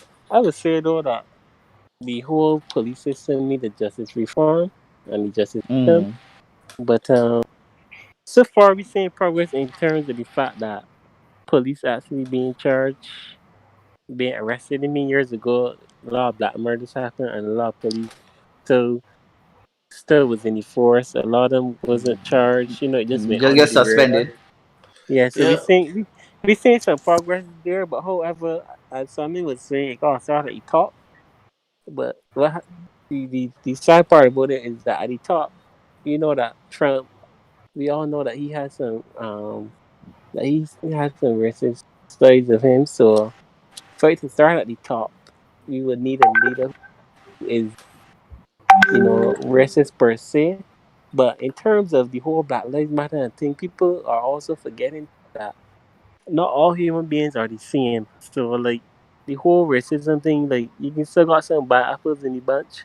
It's like even if the system was to be reformed, in the minds of some people, racism may still be prevalent. Like they can still got some bad apples in the That's a bunch. So generational thing. That's be taught. correct. That's what I'm saying. It's like Uh, they still got police that can take action in their own hands or can go against the system. So it's really a pull and a tug. Like I don't know how it really turned out. Oh, So I just want to put out there by the way that Sequel to support the DLP. I just want to put that. Jesus, like my Jesus, like I hear Hope and Teague argue Because against at the end of the reform day and is something. at the I hear Sequel vote for and Adrian Prophet too. I just put Jesus, that. Lord, no. that is Lord. question. Question though. Bundle Couture host. I we hear he say it too. That's all that things, all that controversial points he got. I just want to put that out there so I that just girl can know, so right? all AT, but I just let me put it out there, man. Is that T's cousin and uncle? Is that Ah, from those? wow. Just let it, Jesus, Lord, man. so T Yeah. has a Question. not a connection to that. Wait, Of, anyways, order continue order. okay, I'll say though. Let's Salem let Salem ask the question. Yes, I don't answer, man. Well, so I saw this there's a broadcast about the men that some police officers were talking about the quotes that they have to meet, and then they're at the end of the month they have to go in certain neighborhoods to target specific races in order to meet those quotas. And that made me remember. That reminded me of Barbados. It's something that I didn't notice until I saw that at certain times in the month you always see police directing traffic in places that they're not supposed to do, that they don't usually do, that there's a stoplight and there's a regular flow of traffic. That you always see them patrolling. If, as I say in Barbados, you always see them out at a particular time of the month. By the airport, boy. By the Oh. airport out there, by the gas station, opposite the gas station. Sequel, know what I mean, man. That just be down there by a gap with the speed gun. Trying to catch people. I didn't get why you're speeding. If you're speeding, you give the government your money. Simple. No, No, but I don't mean in that sense, you know. I don't mean completely in that sense. I but meant I like said, checking people. Yeah. That they just do that too. They I just say purposely do engage those things. yourself. Yeah, I say East Street get Trap involved in is a crime famous fighting. thing in America, but go ahead. So, yes, Alan, so you're asking. I understand Yeah. Silent Point. That's all you say. Yeah, so like they always like a particular time of the month, they always come and check in people registration and check in like they let it go for how many weeks. So that's what I'm saying that it is very peculiar that since I saw that report, it's like then I noticed that okay, like coming out of the van stand, when the van's coming across there by Queen's Park, Mm. right? You know, there's that junction for everybody to come out and come in. At certain times when there's a police officer there, police usually come there. It blocks up the traffic. And then when you go down the road, you see all the police check in and stuff like that. So I was wondering that was saying that there has to be some truth to that. Yeah, they say that they want to meet the quarters though, so they go hide them boat like that junction out there, past um Grantley Adams are roundabout. You know Close all to these junctions though, big the man. Don't gymnasium. worry you right Yeah, there. nah, you want to know Yeah, who you the can catch? pick up You know police in the catch sequel hunt though. The catch sequel hunt Mm. getting through that junction. So yeah, now the police has actually You been see put that out there, there right? You see that there, to right? The meet map, quarters. wrapping up all my business. Yes, but yes, I unfortunately that morning, yes, I was in a rush, and And I did. like, but that junction does catch the best of us. Let's be real. It catches the best of us. Some mornings you forget what the time is, and it said that the junction thing what is call it at 10 o'clock, and you pass through there So at we started. 9:59. So we So started. they're reporting it. I did went try at 9:59. And the thing about it is that he had the audacity to stop two cars in front of me. So this means that is that while I was through my way through the gap, is that 10 o'clock pass, so I should be able to go along. But no, he decided that he wanted to stop me. He wanted to take my name. But you know, Yeah, they got quarters to meet. Correct. I'm still yet And to reach the court. You the, know, I never reached court yet because I never got anything to go court. And I did go to the police station and what's not. And I still never reached there yet. And this is about like a year now. So hey, You with, better time look to has. see if they're gonna warrant out for you. with, with that being said, what what sort of policies would you guys put forward? That's a question that was on my mind. What sort of looking at the states specifically and analyzing the situation because we are all from the outside looking in Mm. and we should be able to see this a bit more objectively. What I, policy do you think would help the situation? I feel Yeah, I the feel horse. Yeah. I feel as though. Oh, What's that? Alright, so Simon? let me hear the horse. The horse ain't oh, really saying it. Oh, yeah. well, now the big man was talking, so I let the bosses talk. In terms of Wait, Kevin, you up? I say I hear you. I'm listening. I'm hearing. Jesus Christ. Anyway, but oh my god. thing I make me curse anything. Oh Go my The god. ahead, man is Arthur. But drinking NyQuil, boy, before he bought up for him. in terms of policy, I think there needs to be some form of police training. Got to be number one in the list. I also think there Yeah, needs to be definitely. I agree with that one. community outreach. I think there needs to be a bridge between the police and the community. So I think a lot of problems come from fear. I think a lot of the police think that black people are animals. I think a lot of the black people think the police are terrorists. So I think you need to have a program where the community can interact with each other and the police, can interact with each other and understand where they both lie. And they have to be both willing to work with each other. I also True. I also think there has to be some form of economic growth in the black community because I think a lot of crime happens in the black community due to a lack of resources in the community. Due to like in America, I think with schools, the funding goes from the property taxes. So if you live in a poor neighborhood, obviously you're going to pay less in taxes than in a more wealthier neighborhood. So I think there needs to be some form of funding there put for the black students, and also educational programs for even the older people in society, so they can have job training and such. And please, see, black people in America, not everyone is going to play in the NBA or the Haneg League. You need to have black people Exactly. who Or become a rapper. are become a rapper. 'Cause, I mean, we got Future, he's trash. NFL. He meet Or NFL. become a He's taller stripper. than him. Or become a Or Cardi B. or become a Cardi B. So I think the black community, and this is separate from just policy change. I think we as black people need to. I said we as black people because that's not everybody's the same. But especially states, there has to be more focus on education and becoming an entrepreneur or someone who could work in a nice company, like a Google or a Microsoft, and not just you get Microsoft. rich being a rapper or you being LeBron James. For the love of God, most men ain't 6 feet, ain't 6 foot two. So you 5 foot. Bet regular success normal. That's what you mean. Correct, yeah. You son, you 5 foot two ass self at age 12. I don't think he gonna be 6 foot 4, but he think he get 18. So I think you gotta understand that I'm playing basketball or playing hand ain't gonna be beneficial towards him. So you gotta look at maybe entrepreneurship, STEM. I think you also have to look down those lines, and also in the black community, I think we need to work better with each other because there's a lot of hate in the black community due to colorism, Yep, true, sexism. There's a true, lot of true. battle between black men and black women, especially in the United States. It's a very nasty thing that I think has to be addressed. But Crabs in a bucket. crabs in a bucket. But ain't So you don't think? Do you think? Not the cut here. Do you Mm. think that the population sizes it contribute to that you mean and the birth rate? how you mean that there's a smaller pool of people to choose from? Uh-uh. No, in terms of when I talk about the birth rate Hmm. and the population size, no, I'm talking about having a younger population, having a working population, have an elder population, Mm. have a mid-age population. Mhm. Because Before we go any further, right? Can I just ask the question though? no, What's that? No, I just mean is that I think something that Arthur forget to mention though is that we really need like reforms. Um, Mhm.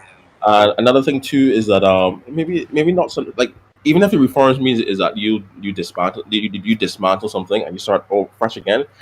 It's just I mean like and people need to understand too that when people say dismantle something, it doesn't mean that that you're getting rid of the whole thing in like all the individuals. It just means that you're just getting rid of that particular institution at hand, and then you're just starting a new institution, probably with the same crop of people at the end of the day. But one thing that I think that most people always forget with the United States of America is that police unions have too much power, and that is essentially like where all the issues really Yeah. stem from in itself. Yep. If you're able to Yep. reform the police unions in the first place and actually have those police unions and have actually community led initiatives and people on on those police unions, I think that's really like a lot of the change where this team from come from, and then also too is that changing the way in which police officers are trained.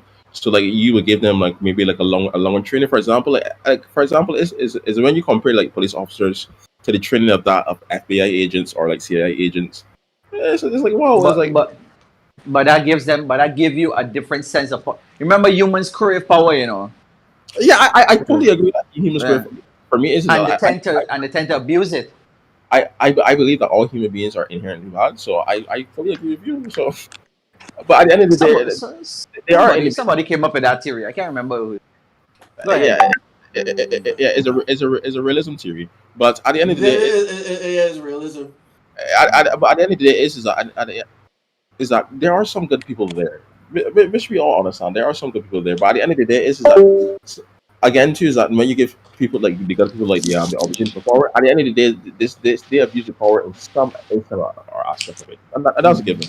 Yes. But I do believe that that the training time should be focused and the training manuals should really like just get thrown out the door and you just bring new things to the table. And another thing too is that we should also bring like bring to the forefront sociological training and also psychological training as well. And understanding too is that I feel as though like some police officers should like the requirement to become a police officer like you should have some police officers as sociologists and some as psychologists as well because not all police officers should just be primarily focused on Yeah, because it doesn't take a lot to be a police officer. exactly It doesn't. It doesn't. so exactly. So and essentially, like, their main goal is just to like go there, enforce, and if people don't comply, then you rough them out and get them in, and then you just treat them as rough as possible to get them to agree to something that they probably didn't do, or to something that they did do, and you try to just try to flip them to the understand of it. Yeah. I never understood how police officers use these techniques to trick people into saying something trick people to to actually admit to something that they did, or trick people to admit to something that they didn't do, and they actually don't have the training to do that. So it really amazes me. So I believe is that the requirements to become a police officer should also change as well, and maybe it should be the fact is that you should have some sort of degree. If you don't have a degree, then your required training time training slots should be a bit longer in certain instances, and I strongly believe that police officers, like the units of police officers, should be more diverse as well. to also include that of social workers, sociologists, and also psychologists as well. But also to the fact is that sometimes you can also have individuals there is that are just yeah. So that is it for me, honestly. That's what I believe it should be, and then we should go there. So police reforms as the institution as a whole, and police union reforms as well, and all of these things could be done from a different states, city council. And so yeah, it just has to go from there. But I don't think people really realize that a lot of the issues really come from the police unions, honestly. And that's the honest truth. Yeah. So Sally, you Mm. asked me something about population. You're saying something about population and birth rate. Okay, in terms of population size, right? Because you're saying that you need community, you need connection between the police force and in terms of trust and stuff like that. Right. Now, when it comes to population size and managing population, it depends on where the majority of persons are, the age range. That depends. That has a direct impact on how people relate to the police. Because let's say, for instance, you have a large 18 to 35 population, right? Within the black community. Remember, we're segmenting it now, right? Then there's already a large perception of being negative towards police and police being negative towards black persons. Right. And there's a thought that when you reach a certain age, your mindset is so fixed that it's very hard for you to deviate from that. That it's set mostly for the rest of your life. And it's between that age of 18, it's more like 25, 27 and onward. So that's what I'm saying. Like those kind of things need to. So when Siko was saying that, to me, yeah, you need the social sciences to be incorporated, all the aspects of it. And you need to understand. You need to understand the society in itself. You can't just. That's what I was saying, that it doesn't take a lot for somebody to become a police officer. So then when they go there, the only thing they know is force. When they see a situation, they're not able to analyze it. The first thing they resort to is force. And then obviously now when people are looking, when they're on serious, they're not seeing it, they're seeing it from their eyes, So they're seeing that police brutality. So then now that image now is taken and is transferred to whoever's in the houses and within the community. So then the gap between now the community and the police widens. So that I think that so. Fair point. Fair And point. in terms of education, America has the most grants. Everybody get funding to go to college and everything. They But I got think to use Siko it. was saying something. They got to know the. Siko saying, hello? They got to know the idea though. The grant might be out there, but if you don't Yeah, want to take it, but that's what it's I done. was saying. But then it poses another problem now, because Siko was talking about police officers having a degree. Now, when you make that a requirement, you widen the gap. You widen the, how to say it now. Okay, a lot of people become police because that's their last resort of gaining an income, and it's the easiest thing to do. But here's the And thing, right? it's Is too that expensive out there in the is that US to get a degree though. That's another thing. Okay, but exactly, So here's it's really really expensive. So it would exactly. be unrealistic. You will be setting the bar too high Too for a high. policeman but as to you're get. saying, man. But here's the thing, right? When you come up with reforms, you have to come up with unique reforms. Is that there's absolutely nothing wrong with actually having a police academy out there that's like where you can actually have a degree to actually police, and Okay, where all you can right. actually incorporate all elements of social sciences, especially that of the necessary training that they already go through, adding sociology. I thought you meant they have to go to college. But if you have an institution that's specifically geared towards that, then okay. Correct. You can have that specific unit institution there, and another thing too is that you can then break up. Like you can then have different units within the police station as well, or a policing state as well. Let me not say a policing state, but like the police institution, like for a police department, for example. So, for The example, policeman. Yeah, yeah, wait. I shouldn't say a policing state, because people get. So let me not. Before you drop in my point, right? Where part Kevin is, so I want He I dropped want here sleep. he dropped sleep. You ain't saying Yeah, nothing. he dropped sleep for real. He dropped. At the back of the drop, but he dropped sleep, man. They proxy for real. No, But yeah, um, what was I would just drop in my, I would just drop in my If that opinion, man man. starts snowing so hard, I can clip down and just throw it down for like 3 years straight. But go ahead. Yeah, right? yeah. I was Uh, just saying though that you can also break it down because I think that you can like for example, if you don't meet the necessary requirements to get into then there's absolutely being like a part police. You know, like you don't like to have the weapons to like enforce any killings or to like any major arrests. But you can actually do a lot. You gotta work Like in a essentially, cop. you're essentially equivalent to that of security guard itself without a gun though. But you can have a baton in its case. So like so in, in in the UK, there's a lot of that. Though. A lot of policemen actually don't have any weapons. In fact, it's actually illegal to own a handgun in the UK, I believe. So yeah, it's totally different culture out there, and they only had two two shootings. No, you know, as America, when America got guns, so you can't do that. Yeah, America. A lot of people have a the culture is different though. Yeah. What I But would remember, say in terms it's a of rebel culture, you know. yeah. Wait, What I say? Huh? no, I mean like as a rubber culture, but because at the end of the day too is like when we look at France as well, like United States of America and France share like so many similarities, right? Like their entire like when you look at all like both their societies, like if you guys like actually go and sit down and like actually read about it from their political institutions to their economic institutions to their social institutions, like every single thing about them matches basically, right?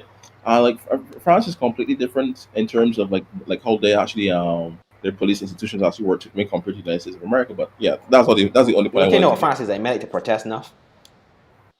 Yeah, Yeah, and yeah, man. Americans love to protest too. You know, that's the thing about it. You know. Uh, Um, like French, they protect them to for weeks. But to to to to, so Chief, finish up your to point. I want to on that topic quickly because I mean we gone on a little bit. yeah Who's that? Somebody pissing? to, No, I just wash my hand. Man's Oh, an idiot. What?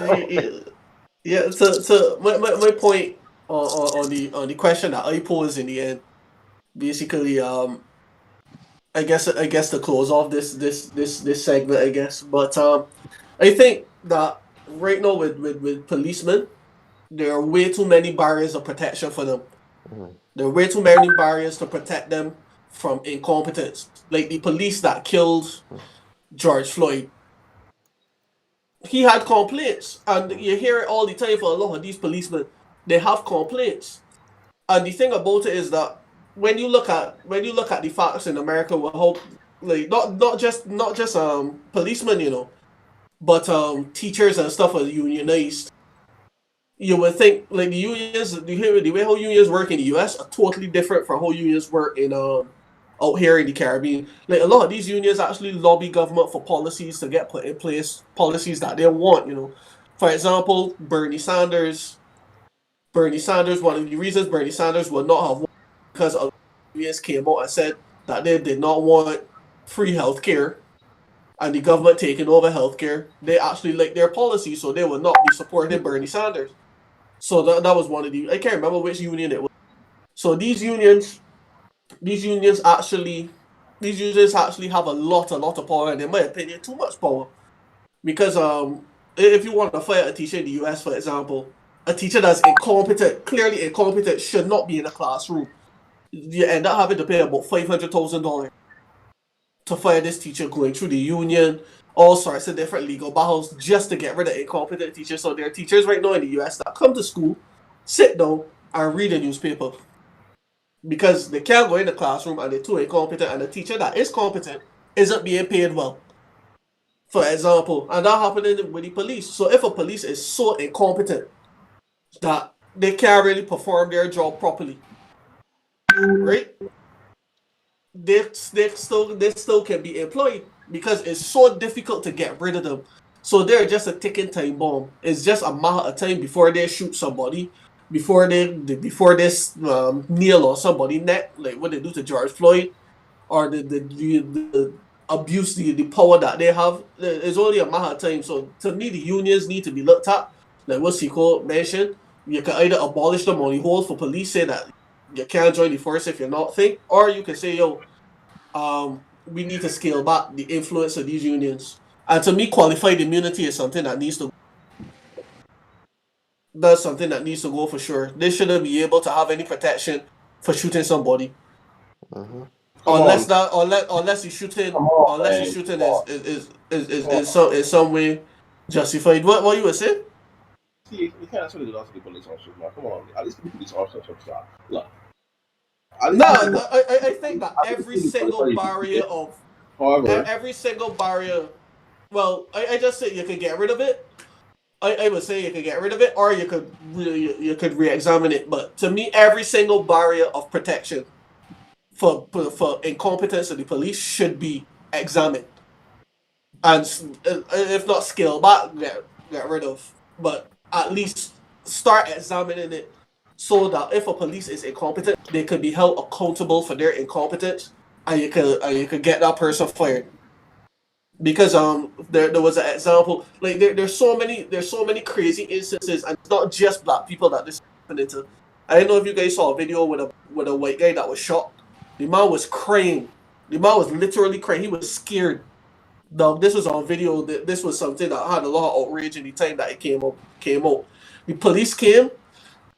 The police came. It wasn't even a situation where he did anything wrong. The police came and they were giving him a whole set of orders. Put your hand on the ground, crawl to me, all sorts of different things. And he was crying, and he was following the orders, but he got shot, and not just once. The riddle him with bullets. So to me, like the police officer that shot him was rehired so that he could get pension. Believe it or not. Mm-hmm. So it's a crazy thing. It's a crazy thing out there going on in the US. But every barrier of protection should be considered. All right, man. All right, I want to ask another question now. Shifting gears slightly. You know, in the UK, they took some. I don't know who this nigga was. This guy statue and threw it in a river. So my question is to you all: what should we do with Nelson's statue? The biggest thing that had me is that the white man was the hypest man there. That when they took down one of the statues, there was a white man that he was jumping up more. I don't know, man. Yeah, I see that. I saw that one. Man, honestly, I got a lot of questions about this thing though. I see it. What they got Black Lives Matter protesting. I see them we put on black people, boy. More white, yeah, and it's not a small enough. It's a large amount of white people. I ain't know again on there, boys, but I wanted to make this comment, but I didn't remember. That's why I need to write down my notes, my brother, next time. But there's two instances. Yeah, there's two instances. Now there was this one where the protesters and the police were praying together. That's why I say religion is a very dangerous thing, you know. Mm-hmm. It distracts from what's going on. Then there was the other one where some white people were apologizing for slavery. Now, slavery is not the issue, you know. It's what's going on right now, the inequality. So that's why I say that's two things that is distracting. Another problem with socialism. Holding groups responsible. Holding group. No, but let's be real. The same way that a black man should not be held responsible for the crimes of another black man. if you are going to criticize socialism, right? I want you to criticize every single aspect of the Barbados government and every single detail. I'm not returning. I want you to criticize every single thing about there in the United States of America for one, every single thing in the UK, and we can go on and go on and go on. But you keep it real. You can't make America a socialist country. It's not. You got my man. They got welfare. You got tax. You got social security. America has a social country. There's a lot. They provide a lot. They provide a lot for the and Section 8. No, all food stamps. All I say. The $1,200 again every month. $1,200. Now the thing about it, you know, is that Americans can steal every the underpinnings of communism and socialism, and then reshape it into capitalism, and then got you hating socialism. It can't get reshaped into capitalism. Anyways, let all right. You got track good. All I'm saying is that all I'm saying is that a lot of these things coming about with people apologizing for slavery and that sort of thing is like holding an individual who has no connection to something responsible for their past. And to me, that's irresponsible. To me, you shouldn't be Yeah, getting that's more. very responsible. You shouldn't be being held like if you, like Salim, may have got a father that's a big criminal. He dead and gone. No, you ain't a big criminal. But that's the If you point, get B. what I mean. But So that's not so T. so T. T. so Come on, so T. That's not what the people mean, T. so You know the people just no, mean. it's always not what it means. Look, people But are T. not a lot But of T. people, a lot of white people right now are not benefiting from slavery. Let's get that real. I agree with you wholeheartedly, right? But you know, like But just understand where the people coming from. At the end of the day, look, you privileged from I understand where they're coming from. you privileged from it. You have some benefits from it, and more than likely going forward in life, you'll have some benefits from it because at the end of the day, you're white. I mean, I'm more than likely just because you're white, you can get some benefit over me in the long run in some shape and form, some No, way, some way, incorrect, some incorrect, way, some incorrect. way. This is what I'm trying to Man, say. all right, let me get back on topic though. So Man, T, let me get back on track. we should not be held T, responsible. T, T, That's all I T, say. T, let me get back on track. Shall we move Easy, Nelson easy there. statue? Shall we move Nelson statue? Yes, we. Yes, yes, Oh, good, thank yes. you. We all in agreement? Yeah, it should be moved. Listen to the people that are on here. Though, just because we all agreement mean that we get the test ourselves. There's just a disclaimer for any policeman that listening, right? Because men want to use things as evidence. Correct, Because men correct. were hearing the news No. now, or on the podcast, anything goes. There was a group of young individuals who agreed that the statue needed to be taken. No, let's say Including it wasn't. including the Guyanese. Including the Guyanese. You know how Beijing's feel about these two boys. Man, Alright. man, Alright. it's Salim who influenced all the young boys. Feel anyway. Alright. Asians will not feel anyway about Ghanese. We all love all Ghanese, please. Stop it, please. Come on. Benjamin love again, he's my Dog, boy. dog. Don't even get down there. But when you talk about facing racism, trust me, I face it. Yeah, we One got day we can have a discussion. yeah, we got to about talk with that. We got to talk with that for true. Yeah, I mean, I got bring on we favorite Muslim man about that too, because he had a discussion with that back in the day too. So we got to bring he on, but we But got you mean Nana? yeah, we got do it earlier though, cause he in the UK right now. But yeah, we got to bring he on about that, Yeah. cause that's a very interesting thing we got to talk about. So good, putting us in the seat. But another thing I got No, asked. not necessarily. We Somebody put was now. saying that to create a museum or something Yeah, or something, but you don't need to. Yes, people might want to get rid of it, right? Mhm. But it is there are white people that come to the island to see the heritage of it. Mhm. So even if you create a place like I don't know, people might say Let- creating a place is bringing more attention. Honestly, Silent, right? I could bet you that more than 20 people don't come to this island to go and see Nelson. That's the honest truth. I'm a woman trying to argue But me, it right? doesn't matter if one person comes, it's still it They it's still don't makes a matter. difference. One person don't want to be You like. know, it don't matter. I remember a woman at work trying to argue with me, right? That we should keep Nelson statue for tourists. It's like you been keep selling me stuff for tourists all the time. How many of them will actually come for Nelson? Listen, right? The type of tourists that Barbados gets, they don't care for nothing on the history like that. They They might they, beach. They might want to they, go they beach. only come to Barbados. And see. Simple. I agree. I agree with Chico, but honestly, I think we should take it now, and I think that's something that is more reflective of our history should be put out instead. Okay. That's just Think just how I about see it. I agree. think about this, right? Think about this, right? No, you're telling me that people don't come for that. No, if you create that, like how people is go to the States to go see the museums, don't you think that you're creating a different avenue of tourism? Because people don't come for that. So if you put it in a space, Okay. if you create a space for it, Okay. Take for example, like the fact is that over by the Garrison, right? Where the museum is located as well. which part of the garrison they got enough statues over the garrison for the night. No, no. That's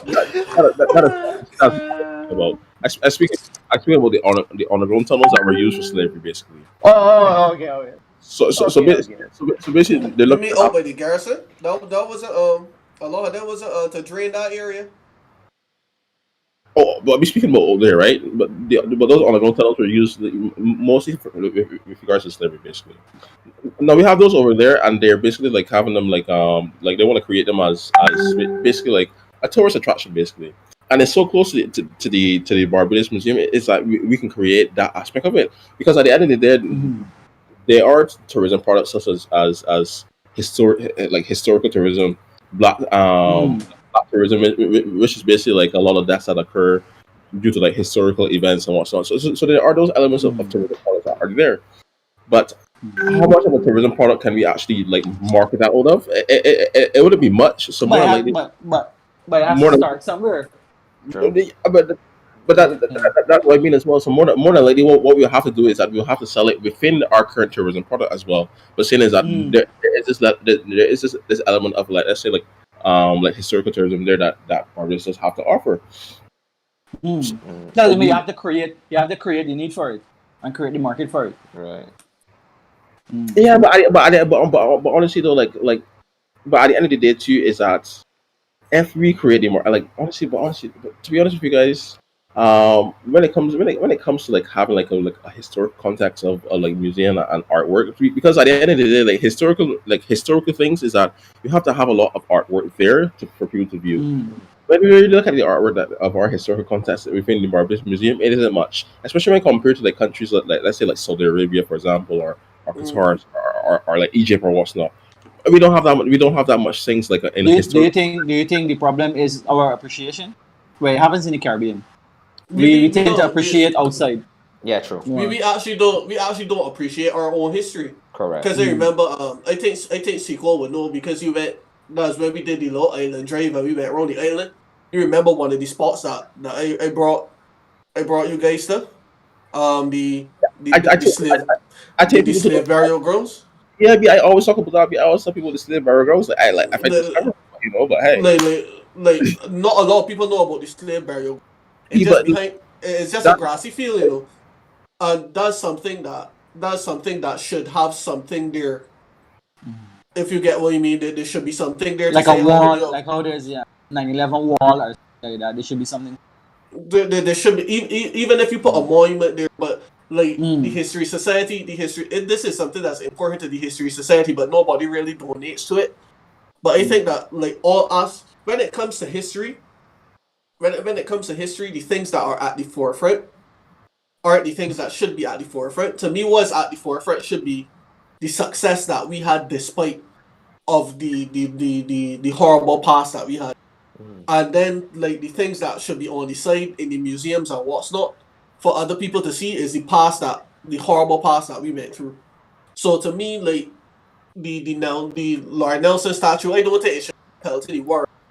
Like how the other people take anything. So, I mean, like a lot of people would like to see it pelted in the world, but I think it should be in a Me. museum somewhere to say, yo, this is a reflection of some of the racists or some of the whoever individuals that were a part of our horrible past. But right now, to be at the forefront, what should be at the forefront could be somebody we have a statue of Oenarfa yet. Like Oenarfa is one of the greatest minds in the entire Caribbean. Right very now. much so. One of the Very greatest much so. minds. I don't think anybody can dispute that.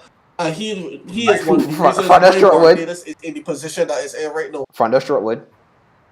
No, not for Nell Stewart. That statue would be too ugly, boy. No, I said front. You ask if anybody would disagree with Owen Alpha being one of the smartest one in the Caribbean when it comes to front of Shortwood. So We said for Nell Stewart would. Well, yeah. I understand, man, but like what as well, you know, um, because for Nelson he should be at the forefront because to me, Oenarfa shows us how we excelled despite of all the barriers that we had in place. We excelled in spite of it. We have great minds in spite of it. We have individuals that did well in spite of it. So to me, those other things should be in a museum. The slave burial ground should be highlighted because this is our past. But right now, what should be at the forefront should be our success. So more people could be proud of themselves when they think about being a black person. We should be more than just our oppression. That's why I see it. We are far more than just an oppressed people. Correct. That's why we don't use the word slaves anymore. We use enslaved because slave refers to a state. That's where you were, but you are not a slave. If you get what I mean. Right. You were just enslaved. You were just put in prison like somebody else. You went through a hard situation, but you got through despite of it. And I think that's the narrative that we should be pushing. But they did get through because in spite of it though. I hope. Before we got close the show because we running a little late, right? No, during the whole Black Lives Matter protest, right? Some people claim that certain companies were clout chasing, especially my boy Luis Suarez, who said Black Lives Matter after we call it a nigga now. Patrice Evra. Patrice Evra, a nigga. He didn't say nigga. Black Lives Matter or Bite Lives Matter? But Lives Matter. Then we had PlayStation who delayed their press conference talking about all Black Lives Matter, even though the majority of their video games do not have black lead characters or their shooters are not headed by black people. So my question is, were people clout chasing, or do you think people generally care in this circumstance? I think one of the things is that now going forward is that corporations have a corporate social responsibility to actually meet the social needs of society. As I call it, before I forget, I don't have the picture here, but remember the NFL put out Black Lives Matter, even though they kept capping it out. No, even if you think Kaepernick is a fraud or not, I mean that's kind of contradictory. But Hanig is also contradictory, playing football with your hands. But go ahead. But did they really keep him out though, or was he just not good enough that nobody didn't pick him? Simple as that. I mean, coming to the end, I mean, Kaepernick and Hanig, he can cheat egg properly. Yeah, Kaepernick wasn't that great. Kaepernick knows a social activist, to tell the truth. Correct. He cares more about his social activism than he does actually playing football. I think he had a opportunity to be to get back into the NFL, and he decided to host, because with the NFL where you go to do your display or your training or whatever to get back in or to be chosen is really important. He didn't want to do it with any of the teams. He went and host this thing, and he had a whole set of people and signing autographs and all that, and that actually affected the people choosing it, because the scouts don't want to go to that area. He went to an area suitable for him, scouts. Yeah, all right, but all right, enough about Kaepernick. Do you think these companies were clout chasing? Yes, I would say that they are, because at the end of the day is that they hold the economic power, and because they hold the economic power, then they hold the political power in itself, because they fund and they lobby to the politician at the end of the day.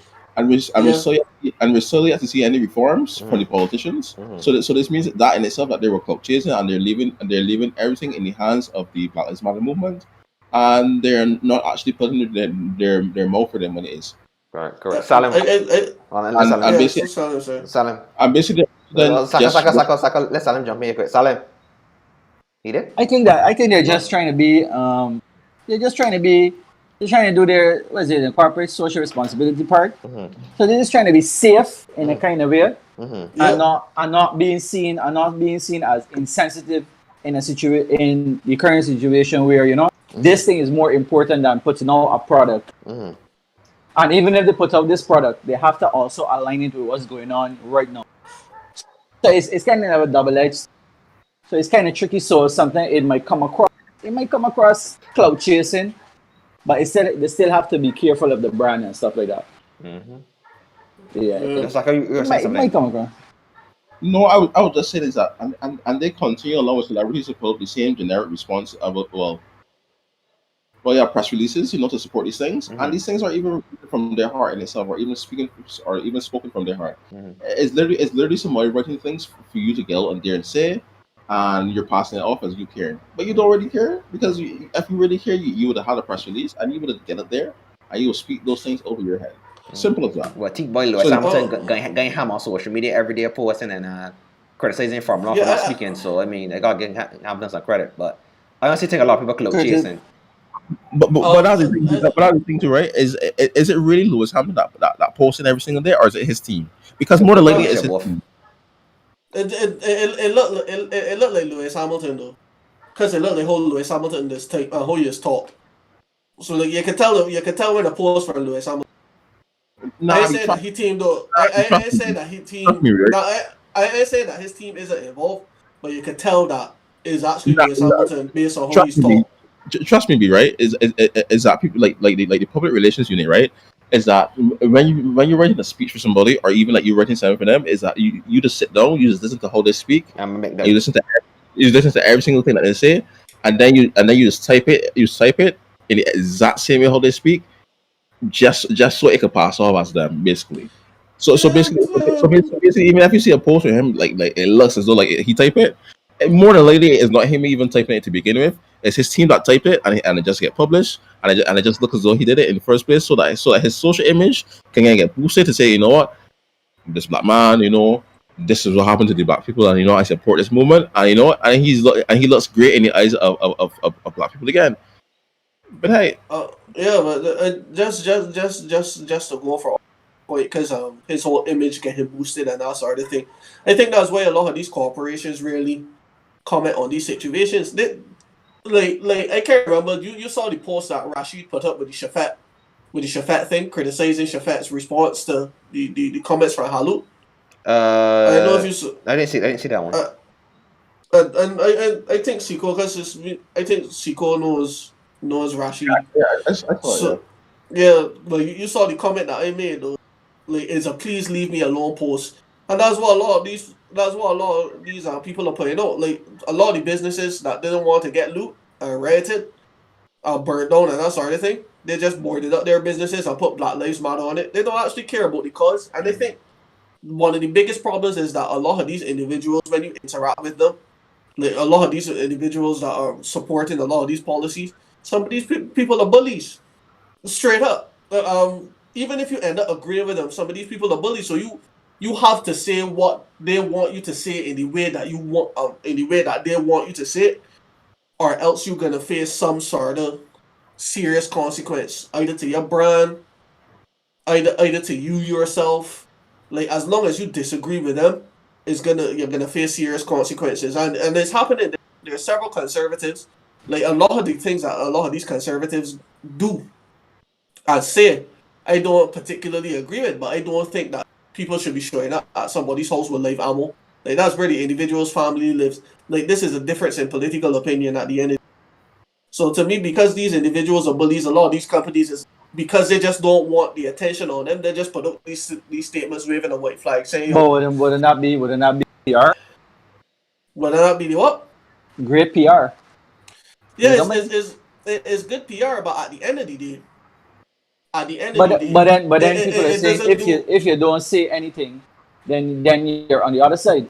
Yeah, they erase it. So you have to say Exactly. something. So you have to say Even something. you have to say. You can't say, "Well, let me remove myself." You have to Exactly. say something, and you have to do what they want. Do you actually have to say something though? Because I Yes. don't remember I don't remember Louis Vuitton putting out any statement. And Louis Vuitton and Louis Vuitton actually owns Fenty Beauty in itself. So Well, No, but Randy Sport. I mean, but no, it's Gucci that had the wristed sweater. So yeah, I was thinking wrong company. yeah, a lot. But a But hold lot on, man, of not coming some out right. people- You spell Queen QWE. Ain't no. Where you get that from? I see that Twitter. So I mean, I just ask, and I know you're dyslexic, but I don't think you spell Queen like that. But go ahead. Yeah. So what it says is that a lot of these companies are bullied into. They're bullied Conforming. into conforming, and the problem is that it links a bit into Siko's point. These are the people who have the control.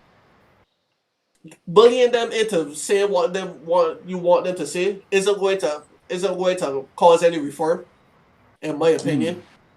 Like you need to be proposing things that would allow them to continue to have their business, and you get through at the same time. And there needs to be dialogue for that. But what's happening right now is a dialogue. Is like you need to say what I want you to say, else you're. And to me, that isn't helping anyone. We need dialogue. We need to hear from the conservatives. We need to hear from the radical left, the radical rights, and we need to have that conversation so that at the end of the day, whatever policy we come up with, even if it ends up being a totally socialist policy that I may disagree with for one reason or the other, at least it's a policy that has come about from individuals sitting down, coming to the table, and having a reasonable dialogue where every single idea is put out there and discussed. That's how I see it. But right now, because of the lack of conversation and things being dismissed as racist, we have all of these issues I have that a we're seeing right now. question to ask when it comes to that, right? I'll ask when it comes to that. So you're saying dialogue, sit down. So what do you think about? So you guys don't support looting and right. If So, they don't support so I it, need to cut out just now. Repeat what you said just now. So he said about sitting down having dialogue, creating dialogue, right? So I'm asking if you guys support the looting and writing. No. I mean, I understand where it occurs, but I'm not a big proponent of it. I mean, I get it. If you are forced into a position of you trying to talk over and over and nothing's being done, you do it. But I don't think it should be the first thing done. But it probably writing and looting is some groups to advantage of the situation. So you have some peaceful protests. Yeah, but you will have that. You will have. Say that again. You cut You out. will have that. You will have that because you can't tell somebody how. I always say this. If I tell somebody something, I can't control how their thought process, and I can't control what they say, how they respond.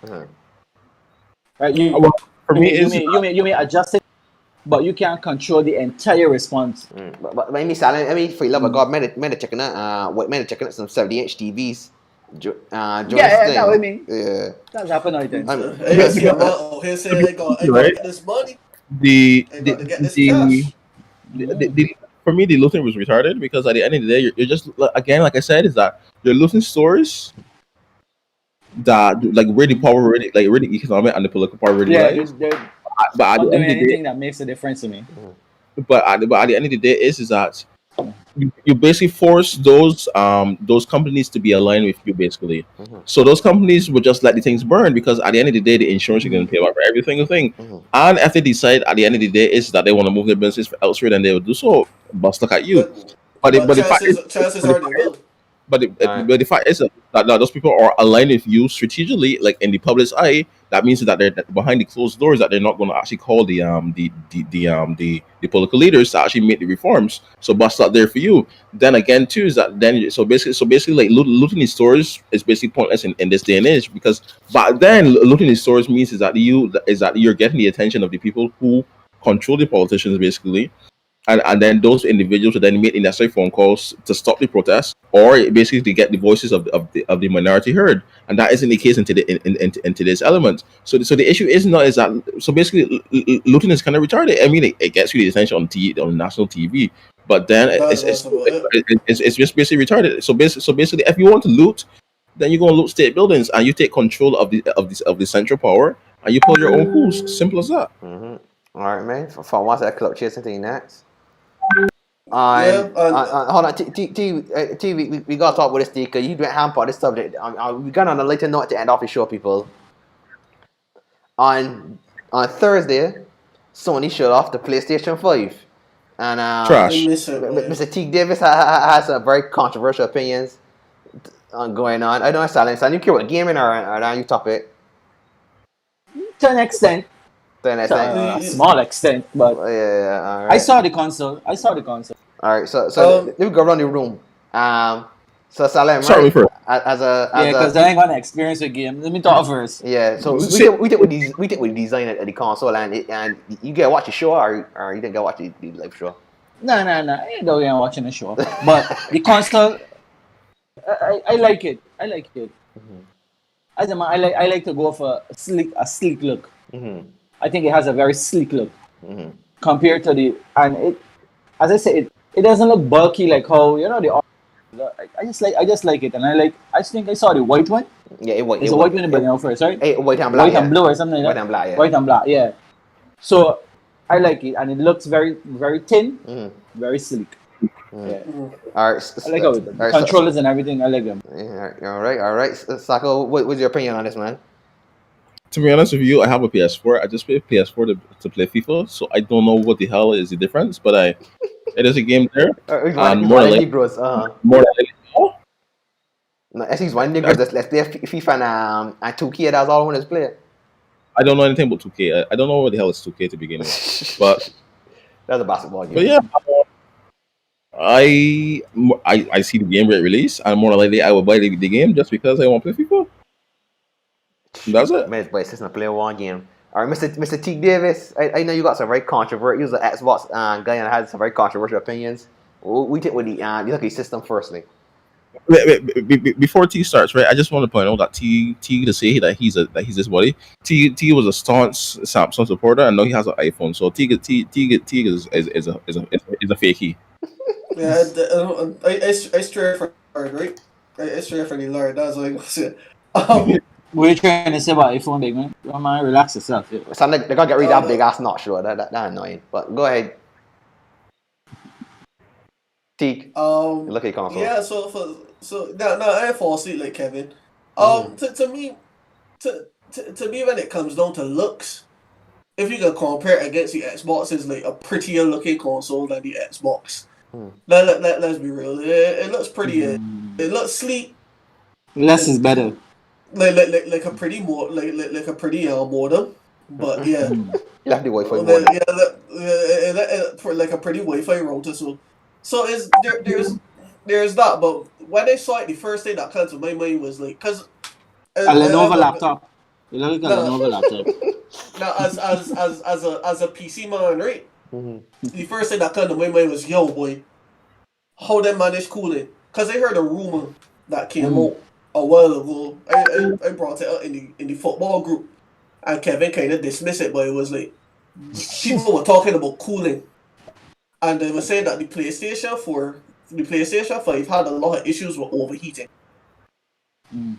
and because it was overheating, they did not release the design yet because the design was not final. The design could not be finalized because they could not properly cool the hardware to keep up the performance, right? So so because of that, basically, because of that, I was worried. I was like, fam, yeah, I got a lot of vents and stuff, but what's the size of the fan that in there? It can't be as big as what in the Xbox. The Xbox is like a fridge or like a trash can, but it got a big fan in the top and a big vapor chamber to keep it cool. The first OG Xbox was a VCR, but it had a big fan in it. If you get what I mean, to keep the system cool. And the bigger the fan for the use case scenario, the the the less noise it will have basically. Yeah, cause that And PS4 is that a was jet fan. I got PS4 Pro. That thing's a the, jet the fan. When I playing certain games, one that's a jet fan. exactly the PS4 Pro that's made a lot of noise.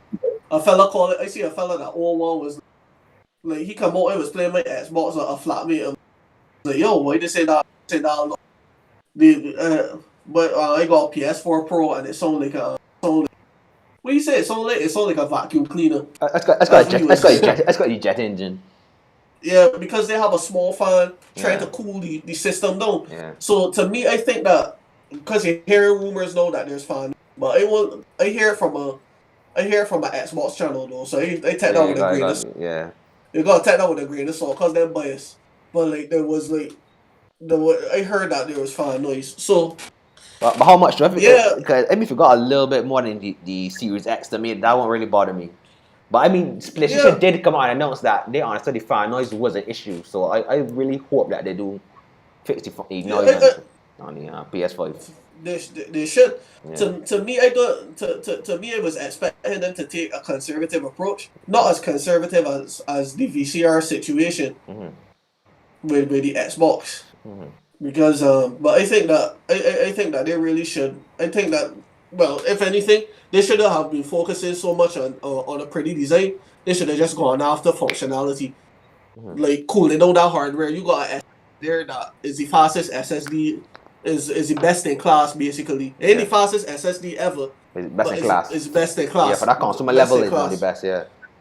Yeah, right now that's the best thing that you can get if you go and buy a PC or a gaming console right Yeah. now. So that's the fastest. So you gotta cool out hardware, and I Yeah. think that should be most important. Performance is the most important thing this console generation, not a sleek look, not looking pretty. People want 4K at 120 frames per That second. gonna I don't think happen. they're gonna That get gonna it. happen. That gonna happen.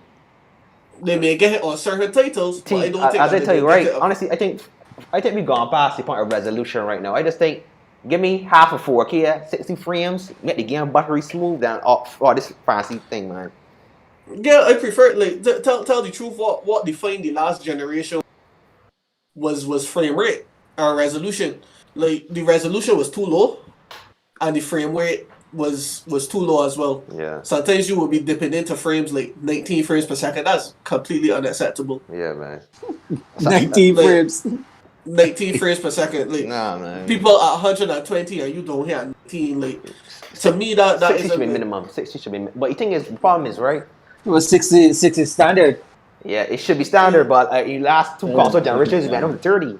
And I think again, people want to see shiny 30 hour. graphics. 30 hour.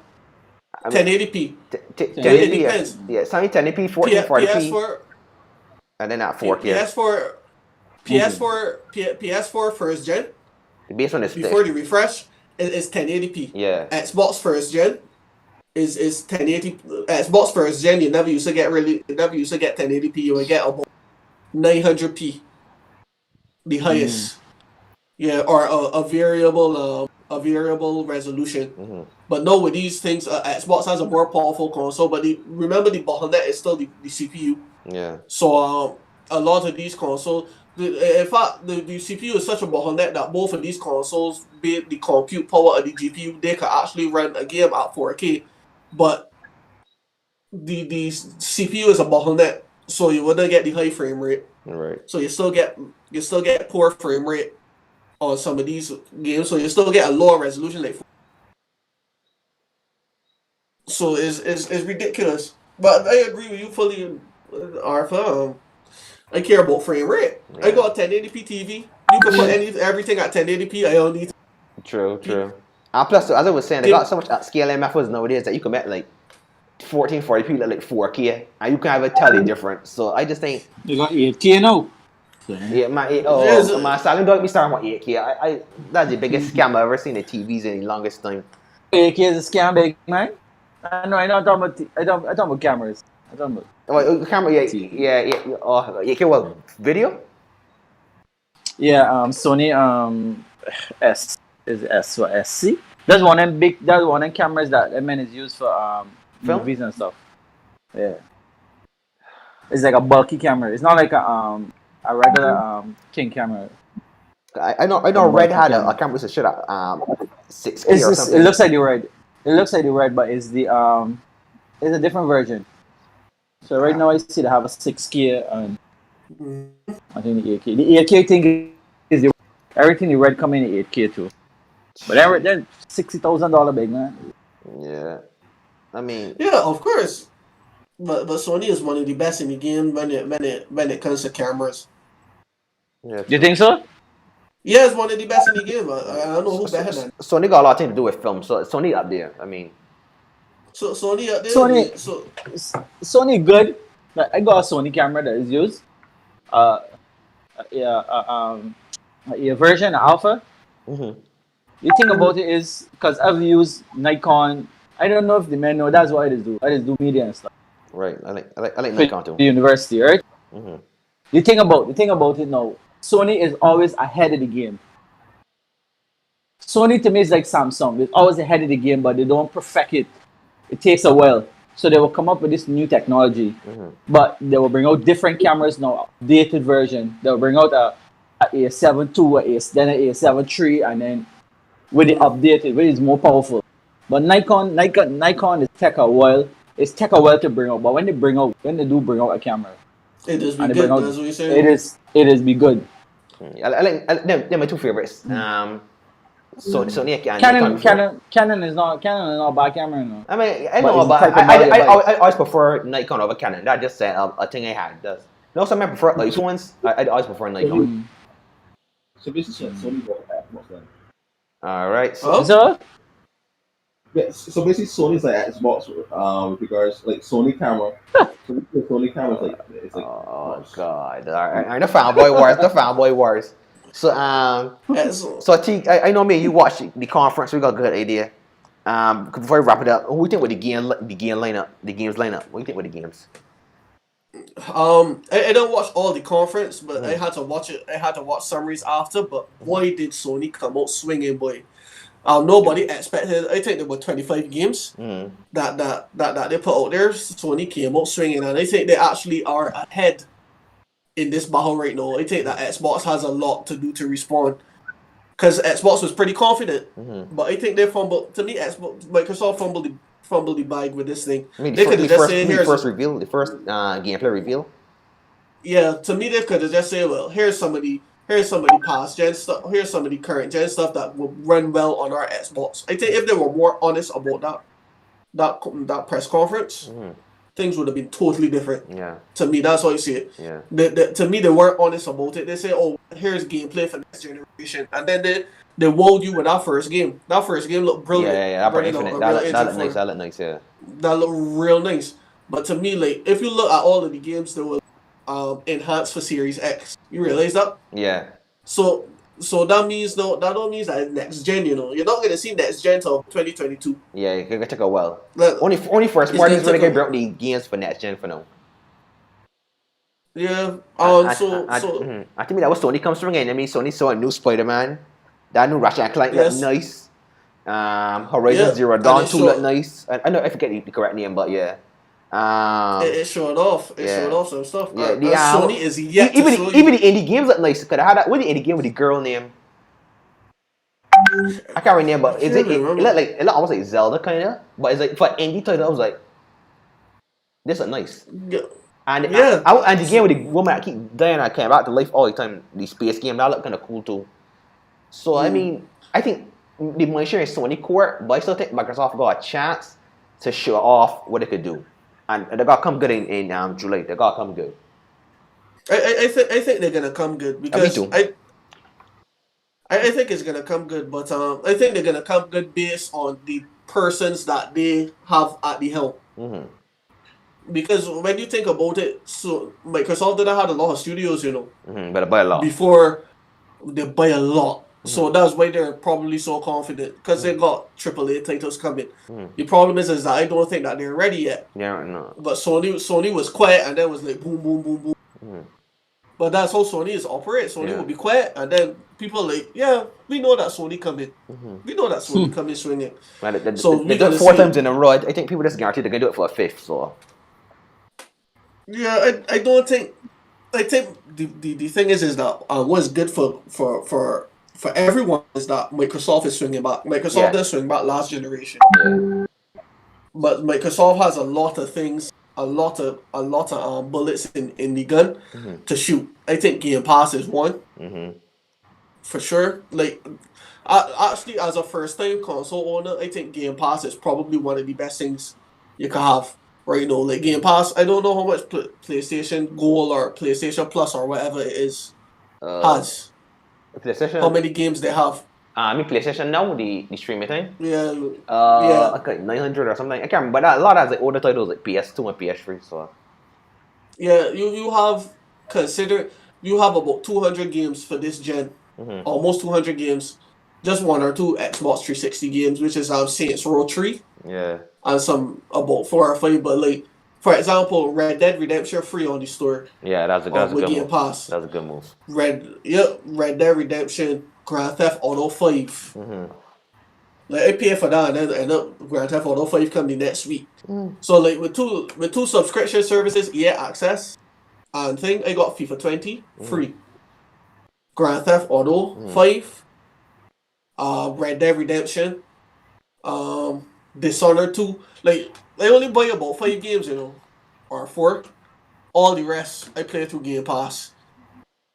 And the thing about it, they're probably gonna make more money off of me than me just buying piece games. So I think that's probably what Sony looking into as well. Yeah, there's rumors that Sony want get some smaller studios to fill up the bulk. So and they want fuse PlayStation now with PlayStation Plus. So it gonna be interesting though, because as I always say, the better one do, the better the next one gonna come and do it again. So at the end of the day, I know everybody got their favorite systems, but it's better for everybody else. We just need to tend to put a proper system too, and it got true for it. Yeah, not only that, we need more cross-platform. True. I'm tired of this console exclusive. I want to link with my brethren and play FIFA, even if I got Xbox. You can't play Xbox. You can't play FIFA with No, FIFA ain't cross-platform. how? But It ain't cross-platform. Battlefield ain't cross-platform. I could be wrong. That's play Pro Clubs, me. I don't think that I need to. What that's like say play by yourself? Play Pro Clubs. Play Pro Clubs. Oh, pro clubs. Oh, okay. Yeah, but like to me, not only that, like online is a better experience for Xbox for sure Not in special because case. because of the servers. Like I never really had issues with connecting online. Like once I pay for gold, I bless. I mean, Sony servers improved a lot though, but it's still got some work to do. Let's keep it real. Yeah. So to me, like if it was a cross-platform thing online, like I go and buy a game and I can link with my brethren with anybody. The only thing that for certain games PC men should be excluded, like first-person shooters, but outside of that, like cross-platform cross-platform should be the future. Gaming subscriptions as well should be the future because not everybody can afford to spend $60 every time a new game come out that they want. We need to get rid of overpriced DLC. That need to go. Yeah, I to prefer me, $60 to get full again. This DLC nonsense. Like I got that's on. Let me start started upon that. But I think FIFA should be subscription as well. true. I mean, because I don't think we probably bring a sports game every year. There's no real changes to it. So Yeah, you pay a subscription and all the DLC come in. Because chances are they're gonna make more money out of you for the year than you buying a FIFA subscription. They're gonna make the same sort of money if you pay them that small amount correct. for the year. So you topic, man, right? Arthur, Yeah, can I pick the topics for next week? you could send them in. I'll look at them. Yeah, the man can't talk about the DLP so awesome next week though. Oh No. my god! We have to talk a little gaming news. We have to talk a little gaming news. That's all it is, man. So next week you can send topics. That's alright.